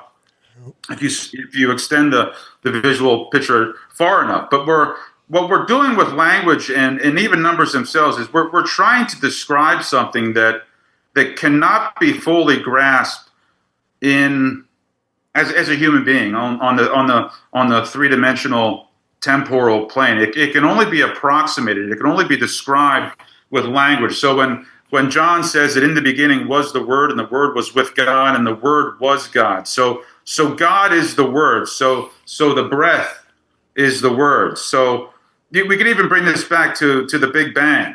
So if there's some small, indescribably small, inconceivably heavy and dense point at which the universe began, trying to put that into symbolism and a visual representation that we as human beings can somehow or another try and visually conceive of that, the first thing that happens is there's a breath out. So something breathes out. The universe breathes out. The very first moment of creation would inevitably be something that we could. The best description for it via language would be to describe it as a breath. And from the breath, well, then we from breathing, we start forming a word of some kind, whether that first word was Om or whatever the case may be. Then we have a word. So everything that if we study esoteric knowledge and we study Gnosticism, we're studying the nature of being and language and the relationship that words and numbers and hieroglyphics and all the way that the megalithic structures are in coordination with astronomical coordinates in the heavens and with the relationship that it has with the precession of the equinox.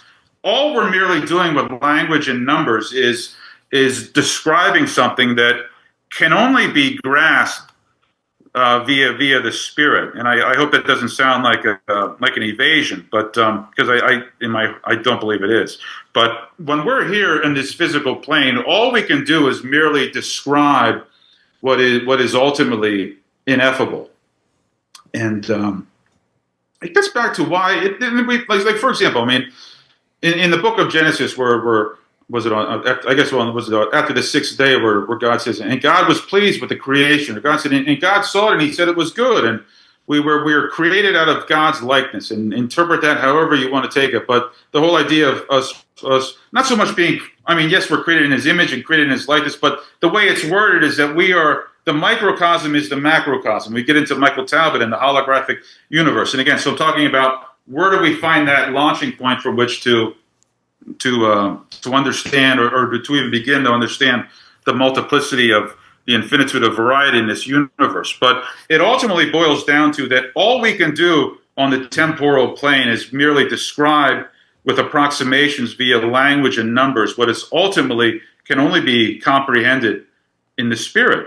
Which gets back to the question of why was this world created in the first place? And I think for a lot of different reasons, and it would be hard for me to sit down and catalog all the bread trail from which I came to this conclusion. But I believe that this world was created for pleasure, that the physical world was created for pleasure, because there are certain pleasures that can only be had with a body, with a human body. Whether it's cheeseburgers taste good, orgasms feel good, and dipping your toes in the water at the beach at a sunny place is nice. And then even the whole game of forgetting who we are, and then studying the bread trail and picking up the bread trail and trying to put all the pieces of the puzzle together to figure out just what the hell's going on here. It's a game. It's a game. I mean, ultimately, it was created for pleasure. And then somewhere along the line, over long expanses of time, we forgot, because we are merely avatars of God, of infinite eternal consciousness having an experience. And over long periods of time, we forgot why we created this world. But then over time, we remember why we did it. And ultimately, I think we're going to realize that the forgetting was all part of the game as well. Yeah, because if we get reborn with all the knowledge, we're just, what are we going to experience? What are you going to do? Yeah, exactly. So if you're born into this world with having all the answers to all the mysteries of existence when you're born into this world, what are you going to do? I mean, where's the intrigue? Where's the adventure? Would you say that's where deja vu jumps in? Would you say that's where deja vu jumps in? Maybe it's absolutely, like yeah. You've experienced that before, and it's like I battle gluttony. Like indulging in my vices a lot, and And, you know, it's so funny as I go in this spiritual journey, I look at all the sins and I go, yep. And it's that, this kind of belief that, you know, these are things that if over time has been learned, if you indulge too much of this and that, obviously we're not talking about murder. Murder's awful. Put that one to the side. And we all agree that's bad. But all these other things are just, if you do it too much, it causes energy, like, and maybe even dark, dense material energy, which is low vibrational. So it's like, is sex bad? No. Is if banging everything that moves? There seems to be some kind of energy with that can get out of control. Eating too much, you get too fat. Lying too much, nobody trusts you. Right? Trying to bang your friend's wife, bad idea. These are just kind of rules if you kind of look at them and apply them to your life the best you can, which to me is kind of like Grand Theft Auto. What can you do, what you can't do, you know, or whatever video game you're playing. There's certain things, if you do more of it, you win, and you do more of the bad stuff, you lose. That's what it seems like it to me. And that fits to me in the simulation, for sure. Matrix, all that shit. I also feel like the elite. When you guys mentioned deja vu before, I mean, I don't mean to interrupt, but I wanted to come to it before I forget, because it was a great point. You mentioned deja vu. Nice, and I think what deja vu intimates to is that in the New Testament alone, there are 147 verses that make some reference to, in order for the scriptures to be fulfilled, this had to happen, or in order for it is written, therefore this has to happen. So it really begs the question, why did the authors of the New Testament, which is really, it's not that long of a volume, why did they find it necessary on at least 147 occasions to mention that something was happening according to a script? In order to fulfill the scriptures, this had to happen. It's literally 147 occasions. Why is that necessary? I mean, there's something going on here it's just unbelievably mysterious, and it's enigmatic. It's all those things, but ultimately, it's also telling us that life is a movie dream. I mean, everything has to fall in order to maximize the adventure and the excitement and the intrigue and to follow the great drama and to enjoy the drama the most. It was written prior in order to maximize the dream. It had to have been written. You know, it's interesting. There's a big discussion right now that all these world events going on is these crazy elders trying to fulfill prophecies and follow script. You hear that all the time. Like, none of this is naturally happening. All of this is manipulation, which just goes back again to what we're talking about. What is real? What is not real? But it's like they're following a script. That fits. Yeah, that gets in. Manly P. Hall said that 100 years ago in The Secret Teachings of All Ages. He said that there were a certain group of immortal elites that kept on reincarnating to come back into this world, again to correct what they perceived was the error of creating the world of duality by the demiurge. So they believed that a small g created this pale imitation Earth that is not baseline reality, but it was something like a digital imperfect copy of original baseline Earth, was created by an inferior small g demiurge god, and that they believe that these immortals have been reincarnating over and over again in order to correct that error. Ergo, the new world order, the one world order, which is at the very root of the global conspiracy, which is the great work of the ages, is ultimately designed to correct what they perceive as the world of duality, transforming it into another singularity, into another unity. So this whole idea, it dovetails with what's going on with the singularity. And to even further deepen the intrigue is that in the book of Revelation, in chapter 20, I think it's verse 4 and verse 7, so it states it twice in the third to last chapter of the book of Revelation, the last book of the Bible. It says that before the new heavens and the new earth and before the new Jerusalem descends from the heavens, the devil will be set loose on the world for a short season to deceive the world. Right before we move into the next age, right before the world of duality is transformed into another singularity of light where God will be that temple and he will reign forever and ever. And those of us who have his name written on our foreheads, which I believe is infinite, eternal God consciousness, complete union with the universe. But nevertheless, the Bible itself tells us that right as we move, as the world is moving into the next age, whether it's completing a great wheel of time or it's moving into the next age within the procession of within the 12 houses of the zodiac, something crazy happens within the transitional stage into the next age. And so we're seeing this, and the devil, I mean, what the devil is obviously the father of all lies, and he represents deception and universal deceit. And I think there's no greater, more apt term to describe our world today than a world awash with universal deceit. So the Bible, in very cryptic, enigmatic symbolism and language, is telling us exactly what's happening right here, if we're able to read the tea leaves. So, I mean, if it's a game and the elite know it's a game, wouldn't some people treat it like Grand Theft Auto and be bad? They seem like they are. That's what I'm saying. They just don't Good care. point. Yeah, Great point. Because some of us would treat it like good people and be like, "Hey, I'm gonna be a good person in this game," and if they know it's a game, we're like, "Why not go murder people? I get to relive it again." If you have that evil mindset. Yeah, I mean, again, this is everybody's spiritual experience. It's where all the revelation, the method stuff comes in, right? Because that's part of the rules of the game. It seems. Yeah, and the whole thing about maybe karma coming in, like in the last life you were an awful person. This life you feel the blunt force of awful people. And I'm not saying everyone deserves what happened to them. I'm not saying that at all. It's way more complex than that. But it's super interesting. Are you a don't go into the light guy?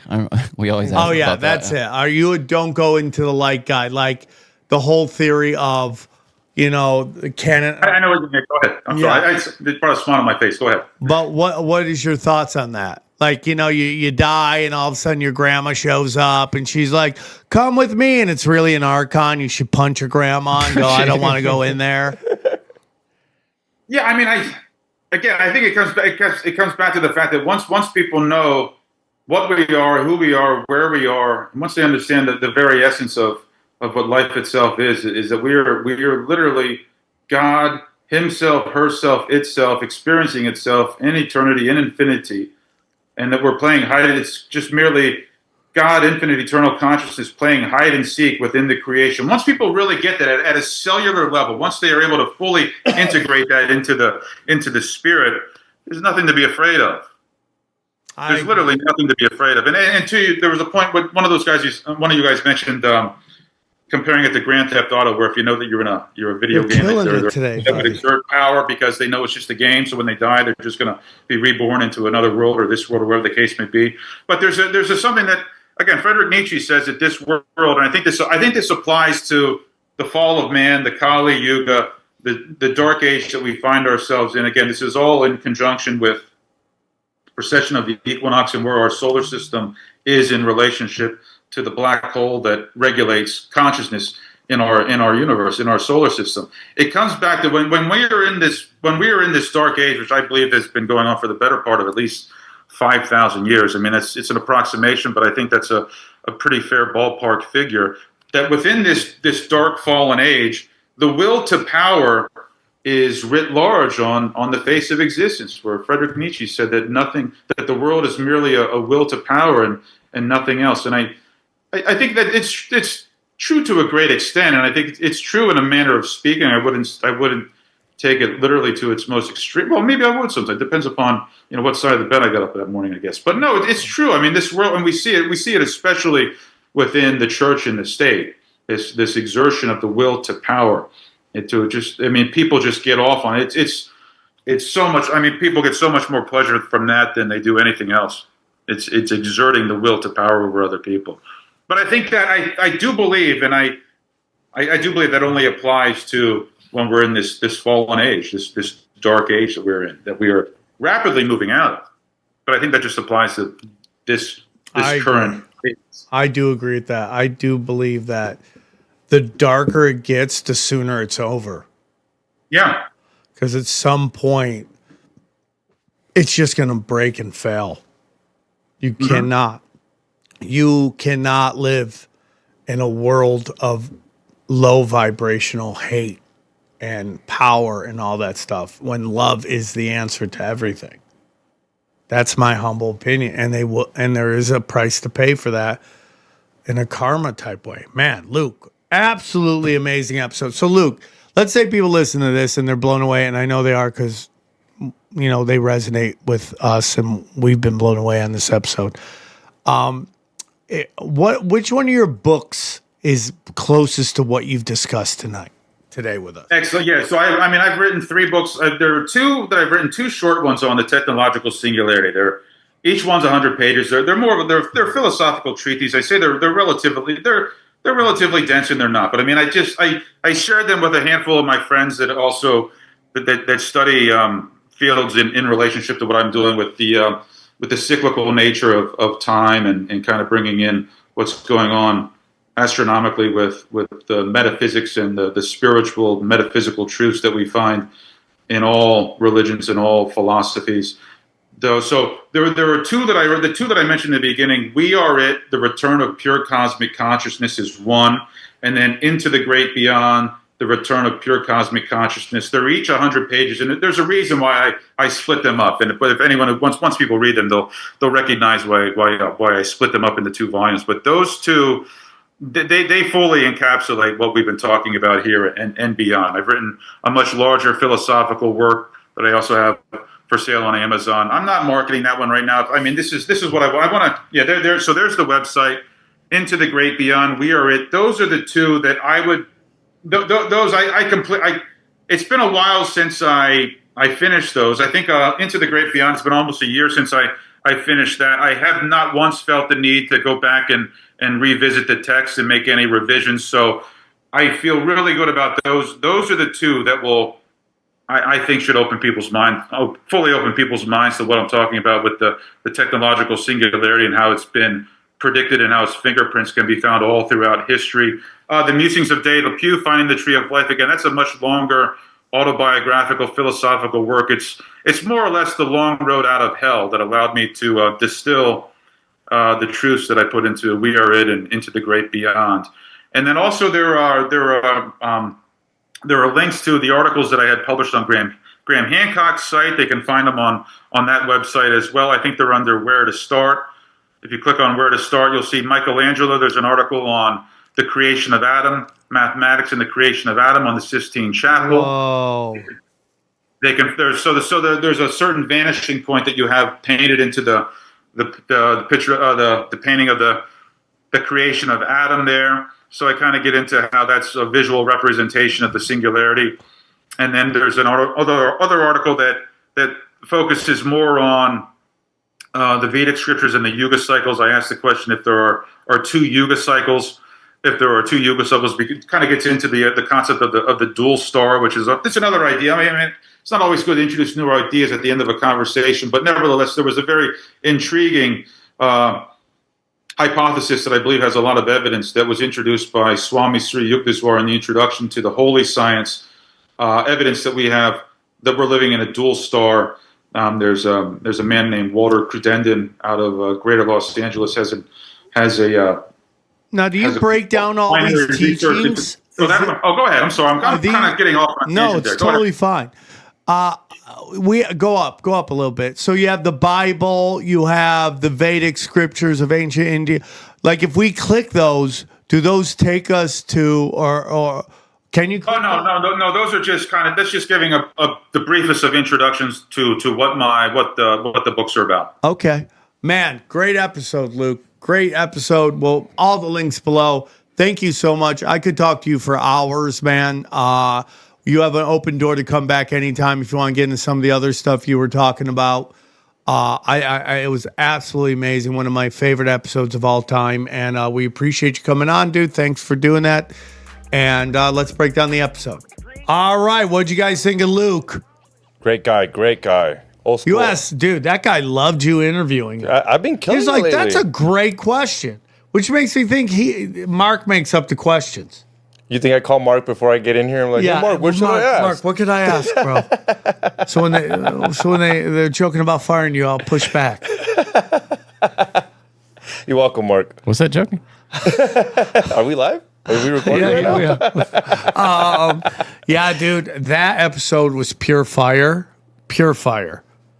Really, really opened my eyes to shit.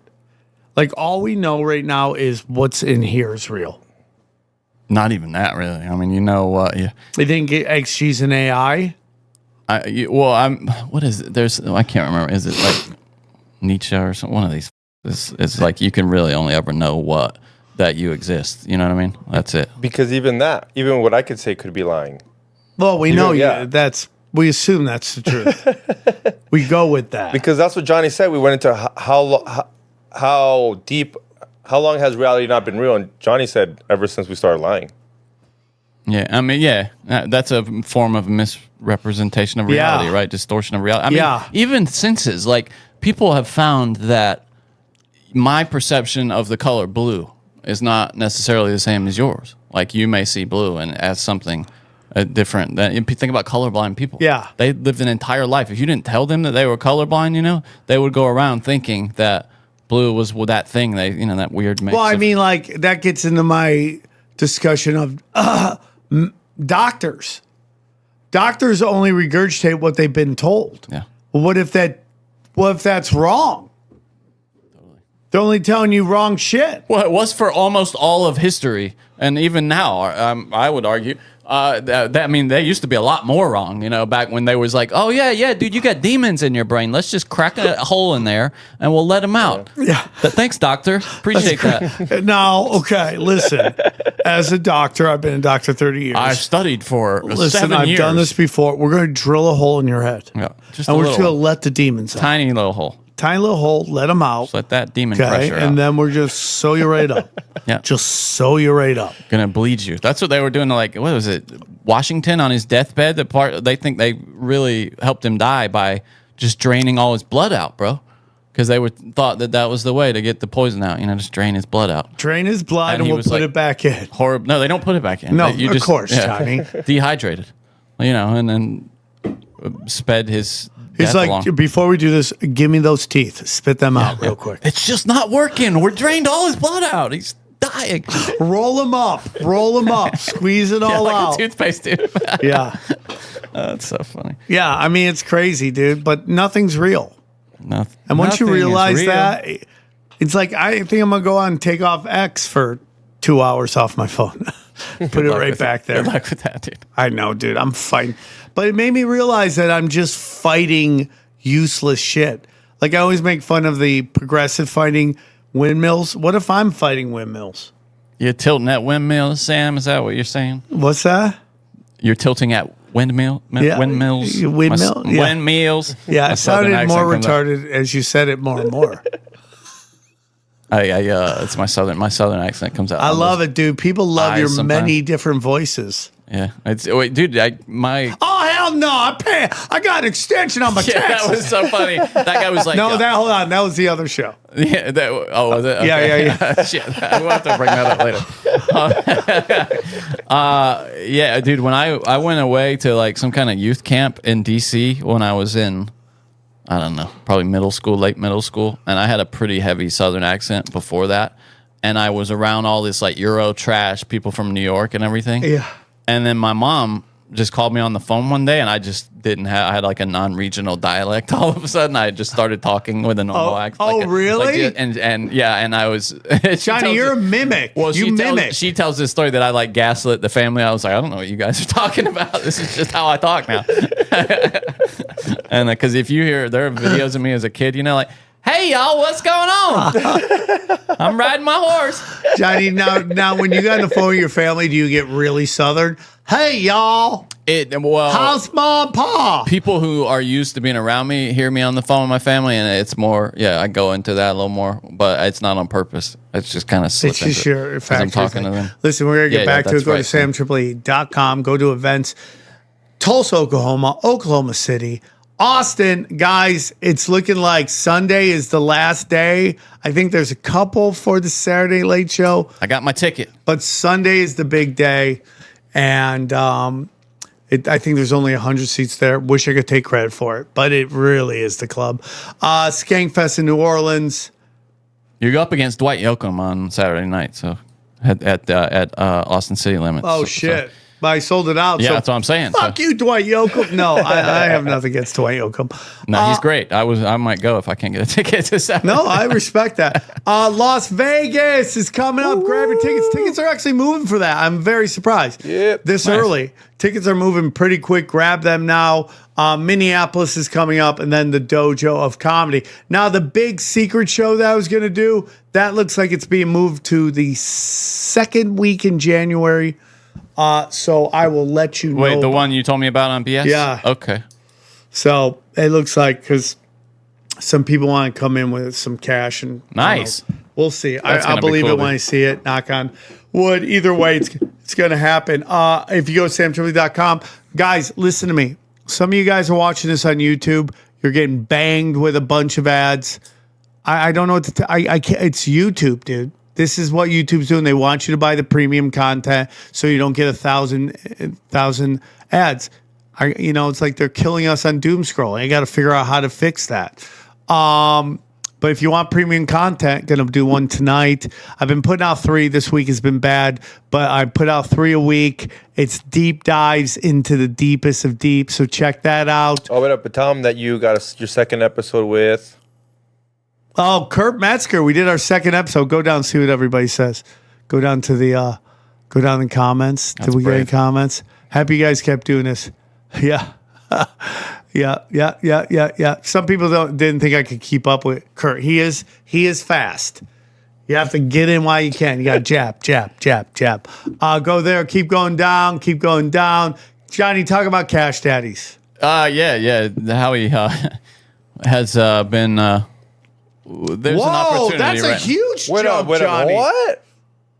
Did we go? It was did we at like 15 something Oh last. wow, nice. Whoa, congrats, That's a guys. huge jump.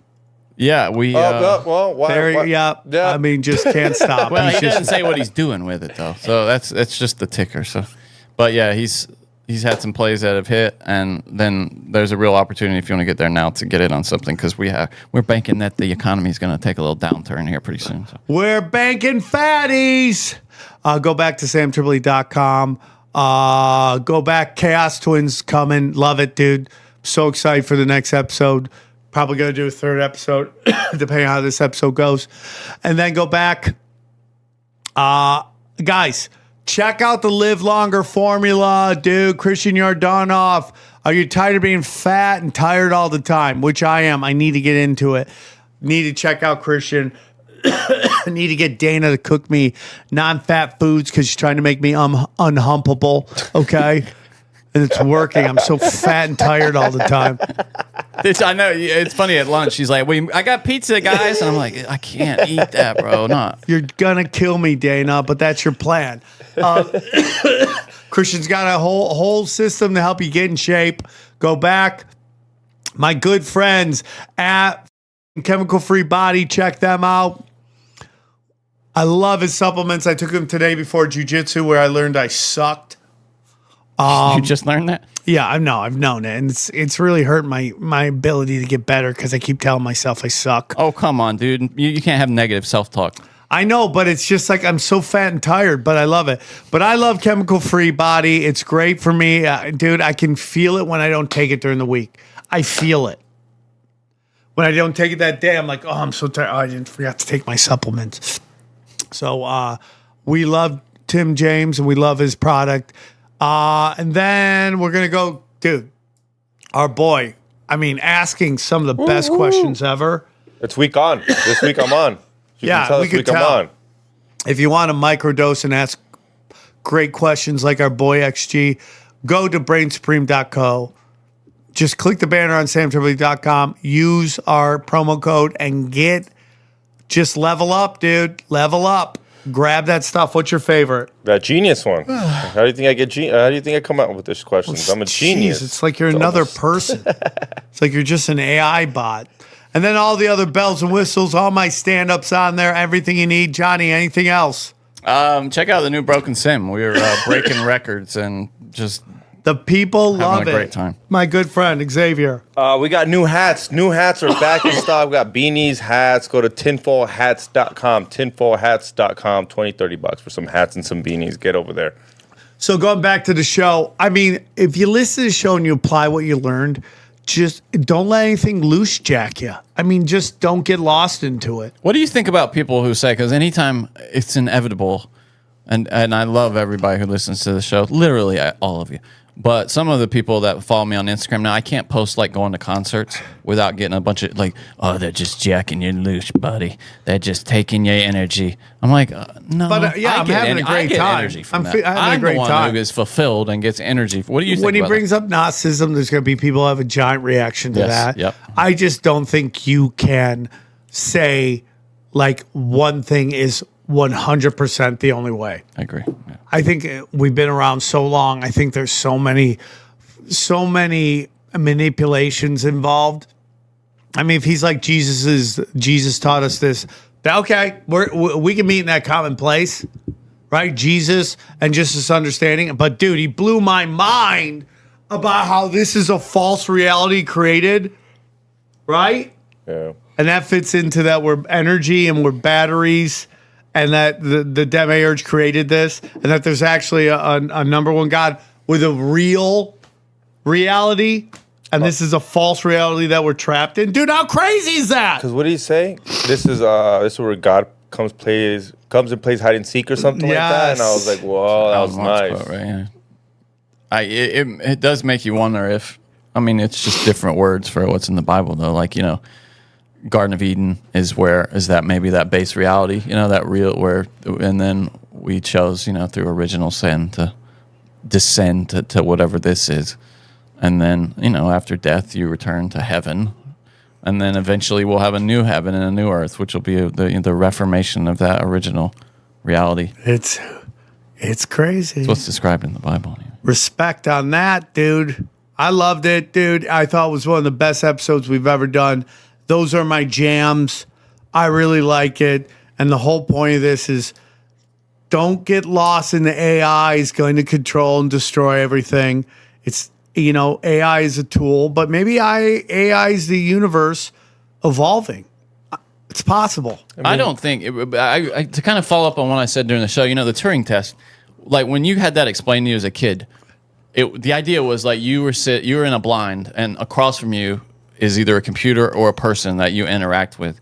And if you can't tell that thing is like reliably tell whether it's a human or a computer, then it passes the test as and now they do that all the intelligence. time. Yeah, they do it all the time, but you wouldn't say that that's the equivalent. Not even people at the time when they heard that, they were like, "Oh, well, that's going to be a human then on the other side." But the equivalent, ChatGPT, you would never say is like anything close to. It's not smart enough. It like gets shit wrong all the time. It's. But not, this is like the basic cherry.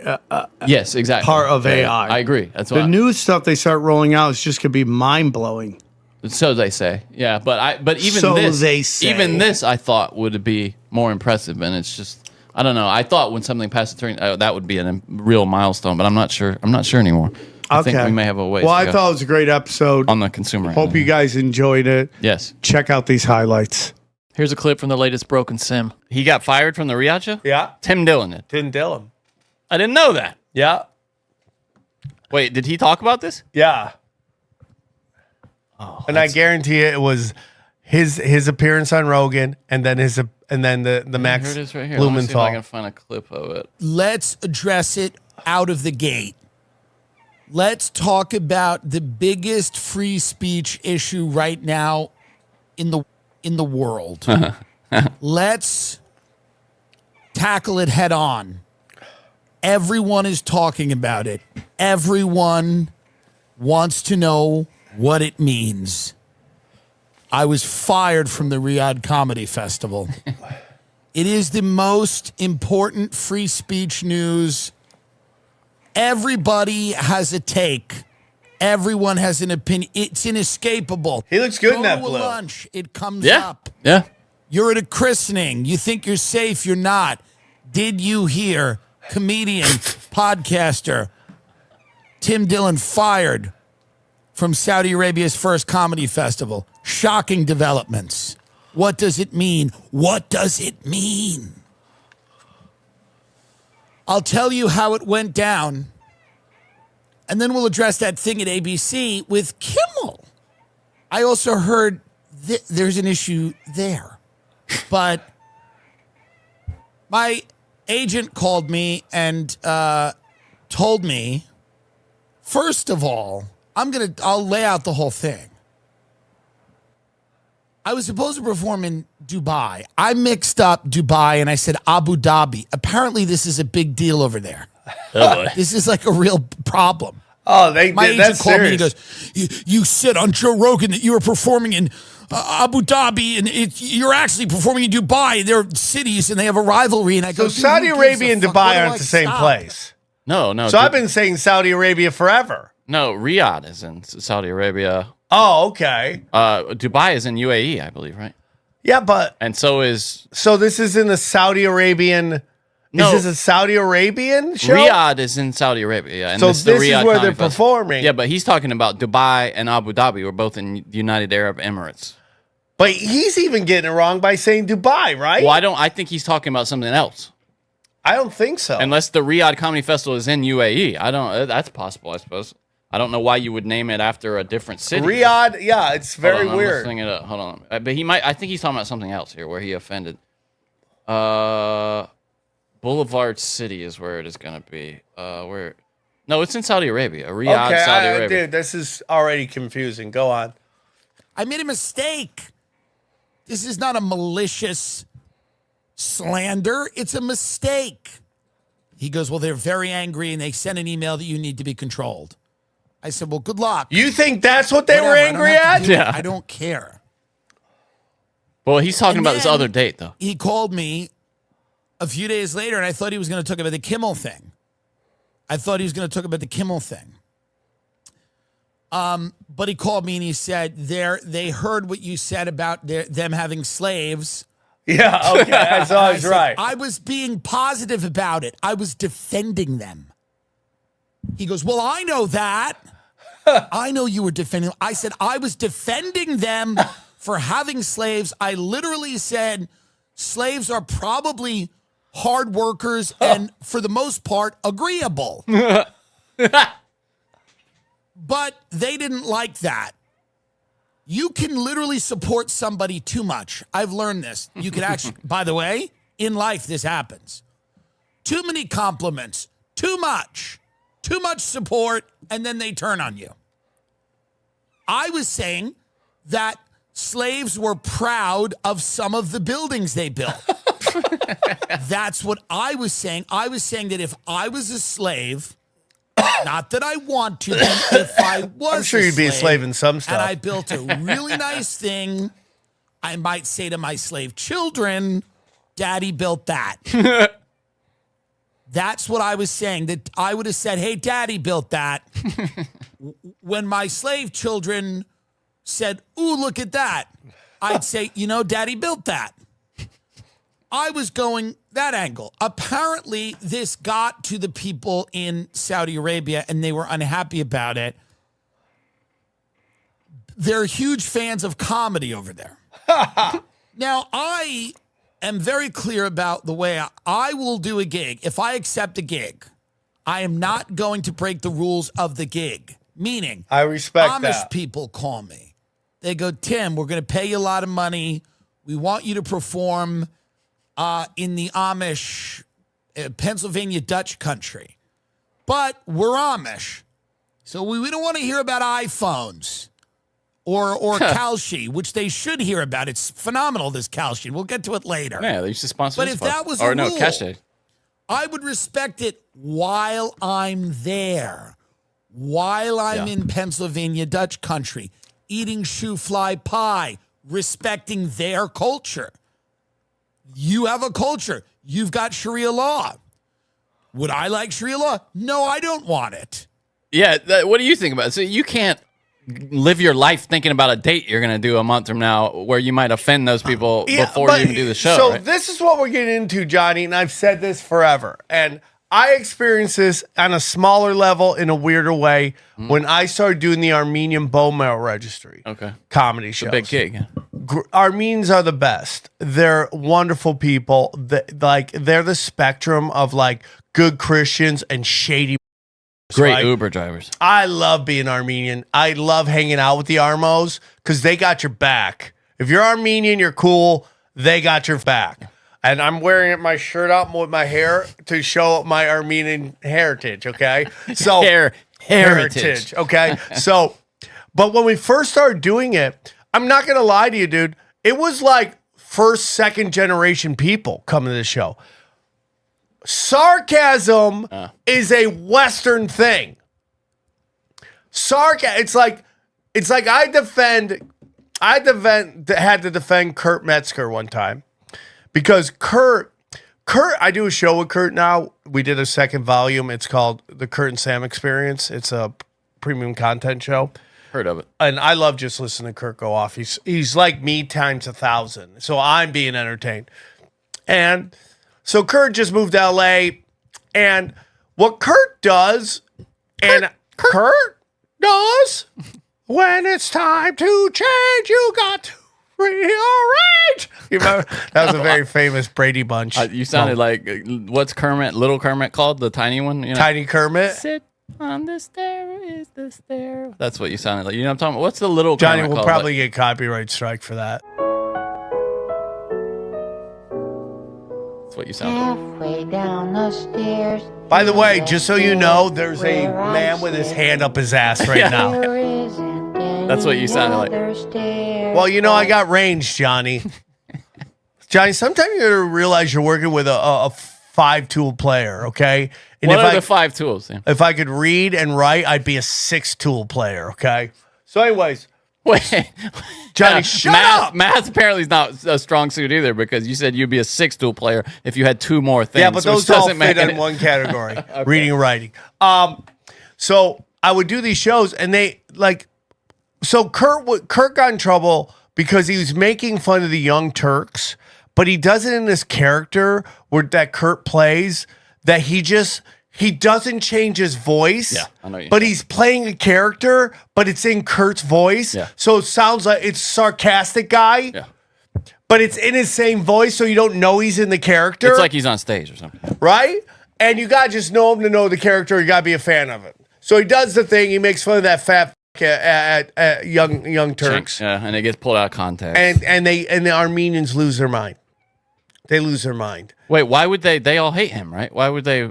Because they thought that Kurt was making fun of the genocide. And what he was actually making fun of, because if you know Kurt, he's making fun of the fact that company has the name of genociders. Yes. All right. Dude, anybody outside of maybe England and the United States and Canada do not get sarcasm. Everything is literal. It's a very westernized thing. Very westernized. Maybe France and their French garbage. Maybe they have some sarcasm there. But it really is a Western thing. And that's what he ran into. They didn't realize he was doing sarcasm. Yeah. He is making fun of them, but it's not like him literally calling them. Also, sarcasm just doesn't play out of context. So you have to really be in the flow. So that I knew that's why he got in trouble. Because he went on Rogan and made jokes. And it actually probably in the long run is the better for him. Like the 2 comics that look the best right now are Shane Gillis, who straight up turned it down. Oh, really? And if you'd like to hear the rest of this episode, subscribe to Broken Simulation in your podcasting app or check us out at youtube.com/Sam Tripoli. So they're just like, you guys get in your Yeah, see, if she's as small as that little, I'm tossing her across town. I don't care who your husband is. I honestly don't remember what this one is. It's nothing. It's not? I mean, you can click it. Okay. My height is 3'11". My height is 6 feet. So I have something called achondroplasia. It's the most common form of dwarfism. I think it's cute. I love it. I've never imagined dating anyone significantly shorter than me. I see Kelsey as if she's tall. Kelsey acts like she's 6 feet tall sometimes. She do not act her height. I hear someone laugh, I automatically just assume. Because it's what people do when they see it. The laugh. So I'll be like. A lot of people mess with her. People think I'm like incompetent before they even talk to me. It's very offending, I would say. People can impose. They can try and talk to him in front of me or try and disrespect me and feel easily about it because of the fact that I'm shorter. They be following us around laughing at us. But us together, we're like a super power couple together. She looks like the girl from that Eminem movie. Eminem movie. What's the Eminem? 8 Mile. No, she doesn't. Really? You think she looks like what's her name? No, not maybe not 8 Mile. Not her. The other girl. The one he's in love with. No. No. Hustle and Flow. Oh, the crackhead. Yeah. The one he. Isn't she in 8 Mile too? Isn't she the ex? I might be. I don't know. Go ahead. What were you gonna say? What was I gonna say? What about her? Would you be scared of her? She looks like she can. Yeah, that is her. Taryn Manning.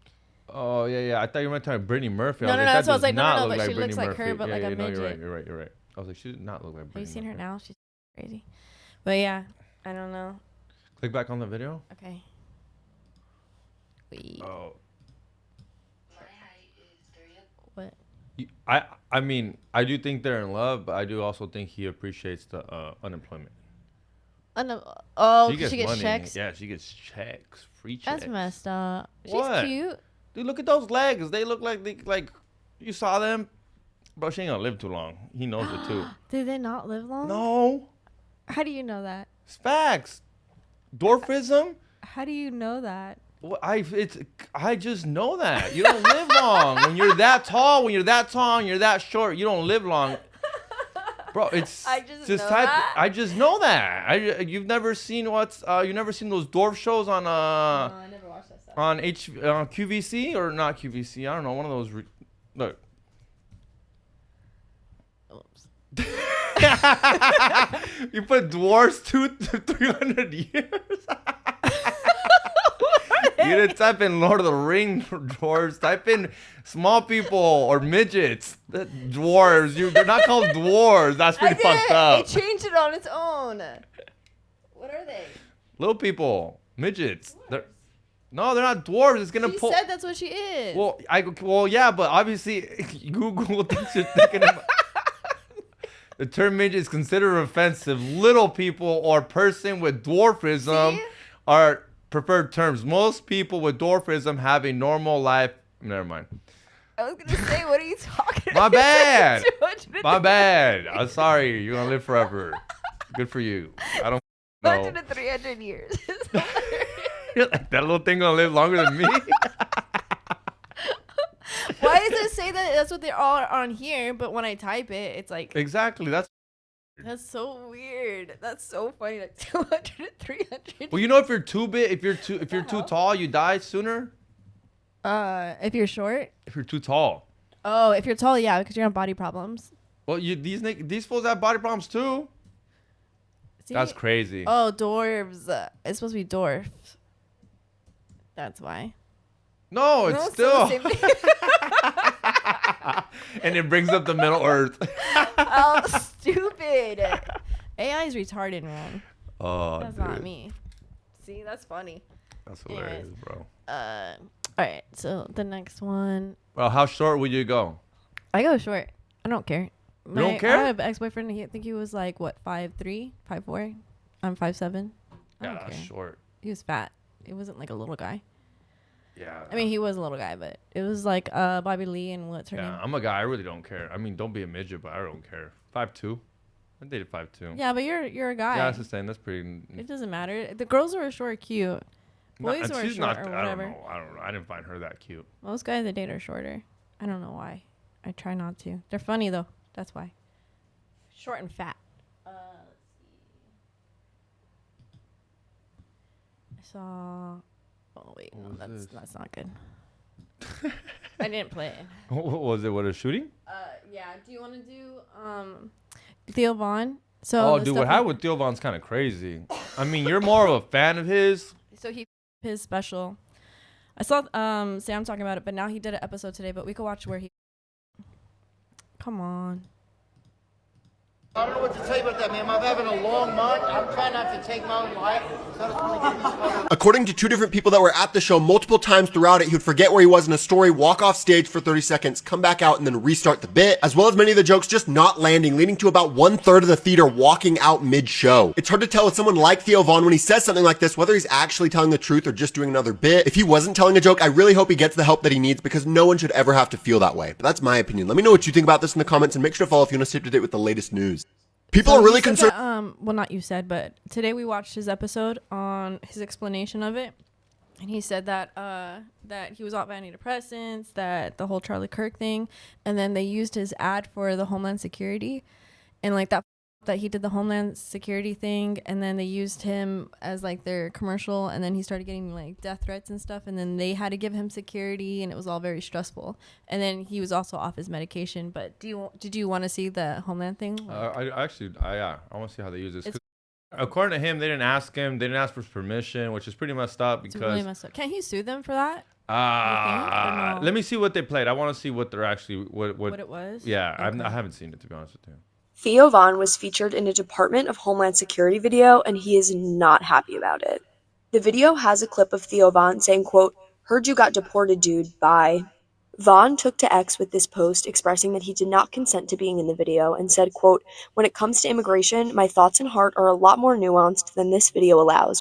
In the past, Von seemed to be all in with Trump, even appearing at his inauguration, having Trump and Vance on his podcast, and even sitting down for dinner with Jared and Ivanka in Florida. We reached out to the Department of Homeland Security, but so far no word. That's sad, huh? I'm gonna play it Honestly, one more time in the beginning. that's pretty. Heard you got deported, dude. Bye. Sucks. So that's what, like, Yeah, fucked up. That I was think- years ago that he did that, though. I It think- wasn't, like, recent. Yeah, I think he should get a check, or he should be able to sue. I mean, it ruined Yeah. his special. I mean, I don't know. I repost a lot of stuff. I don't But to ask for use you permission. as a commercial, For Homeland Security, yeah, that's pretty freaking wild. he's getting death threats and needs, like, Homeland Security, like, on his street and stuff. And then he's, like, all scared because of the Charlie Kirk thing that he thinks that, like, someone's going to be... Obviously, like, he's getting way more hate, like, this whole immigration thing. So he's like, oh, I'm going to get shot, too. Because, I mean, everyone didn't like Charlie Kirk because of the racial shit. Do you know what I mean? Holy shit! No. I thought they used a Donald Trump clip of him on his podcast.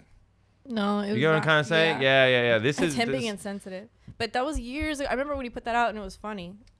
That would scare the. So he's all worried. So his whole thing, and then he's off his pills. So, I mean, that sucks. Yeah. Right on his special, they're like, "Damn, you couldn't have just waited a while." Like, but for anybody who, I would have said the same thing. I'm like, hey, if you're not in the right mental space, if you're not in the right mental health, I would say reschedule. But you don't know how much time and effort gets put into these specials. But then he has to do refunds, and then it's a week away. Yeah, but he probably thought he could push and it's gonna through. be what on Netflix? Well, they're not recording. They're not producing anything. No, now. But what I'm trying to say is, like, yeah, I'm pretty sure a week out he was like, maybe I should reschedule. I'm not in the right mental place. I haven't been practicing. I haven't been going up as much. I'm not ready for the special. But yet again, you already paid your producers. You already paid the venue. People already, especially to record. You already sold it out. Like, yeah, it would have been better to not have this happen. But it is what that sucks. Have you ever seen a comedian do that, like where they bomb like that on a big show, like Sam or Eddie or anybody? Not when they were gonna Like record their special. No. No, I've seen people not have a Not a great time. set, Dude, I've seen a comedian, and I'm not gonna say his name just because I actually kind of like the homies still. But I used to work for him. Some of you guys might know. But the homies, he loves to drink a little too much. Like, he's that alcoholic comedian that kind of like a Mexican Bert Kreischer. Okay. Yeah, Mexican Bert Kreischer, basically. Like, the fans bring him tequila and stuff. So he just got too. What I'm talking about, first show, great. Full kill, the usual, murder. What a great show. Takes pictures, sells merch. Let's do second show. Well, by the second show, he's having such a great time. He's taking shots with everybody. It's not, I don't even blame him. It's just part of, like, sometimes you just got to cool it down. Like, hey, I'm about to perform again. Taking shots. Dude, we whole bottle of Patron. Oh. during the first show. Yeah. Second show, he just keeps repeating his jokes.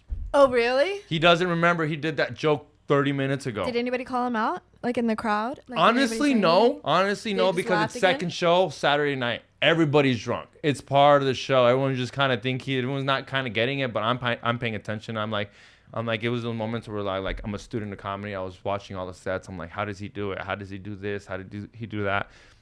People didn't notice, but as for me, I was like, yo, you're stepping over your jokes. You're too drunk. That's the worst I've seen. And this wasn't even that bad. The fans had a great time. He didn't even recognize he was stepping over his jokes, and he was repeating them. But it's not special. It's not, that's what I mean. Yeah. Who cares? Who gives a f? People don't even remember. Like I said, it's the second show on Saturdays. Everyone shows up wasted already. True. But this must have sucked. And it sucks that people had phones out, and this is why most comedians lately, they have those wallets. Yeah. Well, it could be glasses too. I mean, did they check your glasses? No, you're right. You're right. I can pull out my Ray-Bans and just do this now anything. and record, but it sucks. You sent me this video of Crystalia with his reaction of that.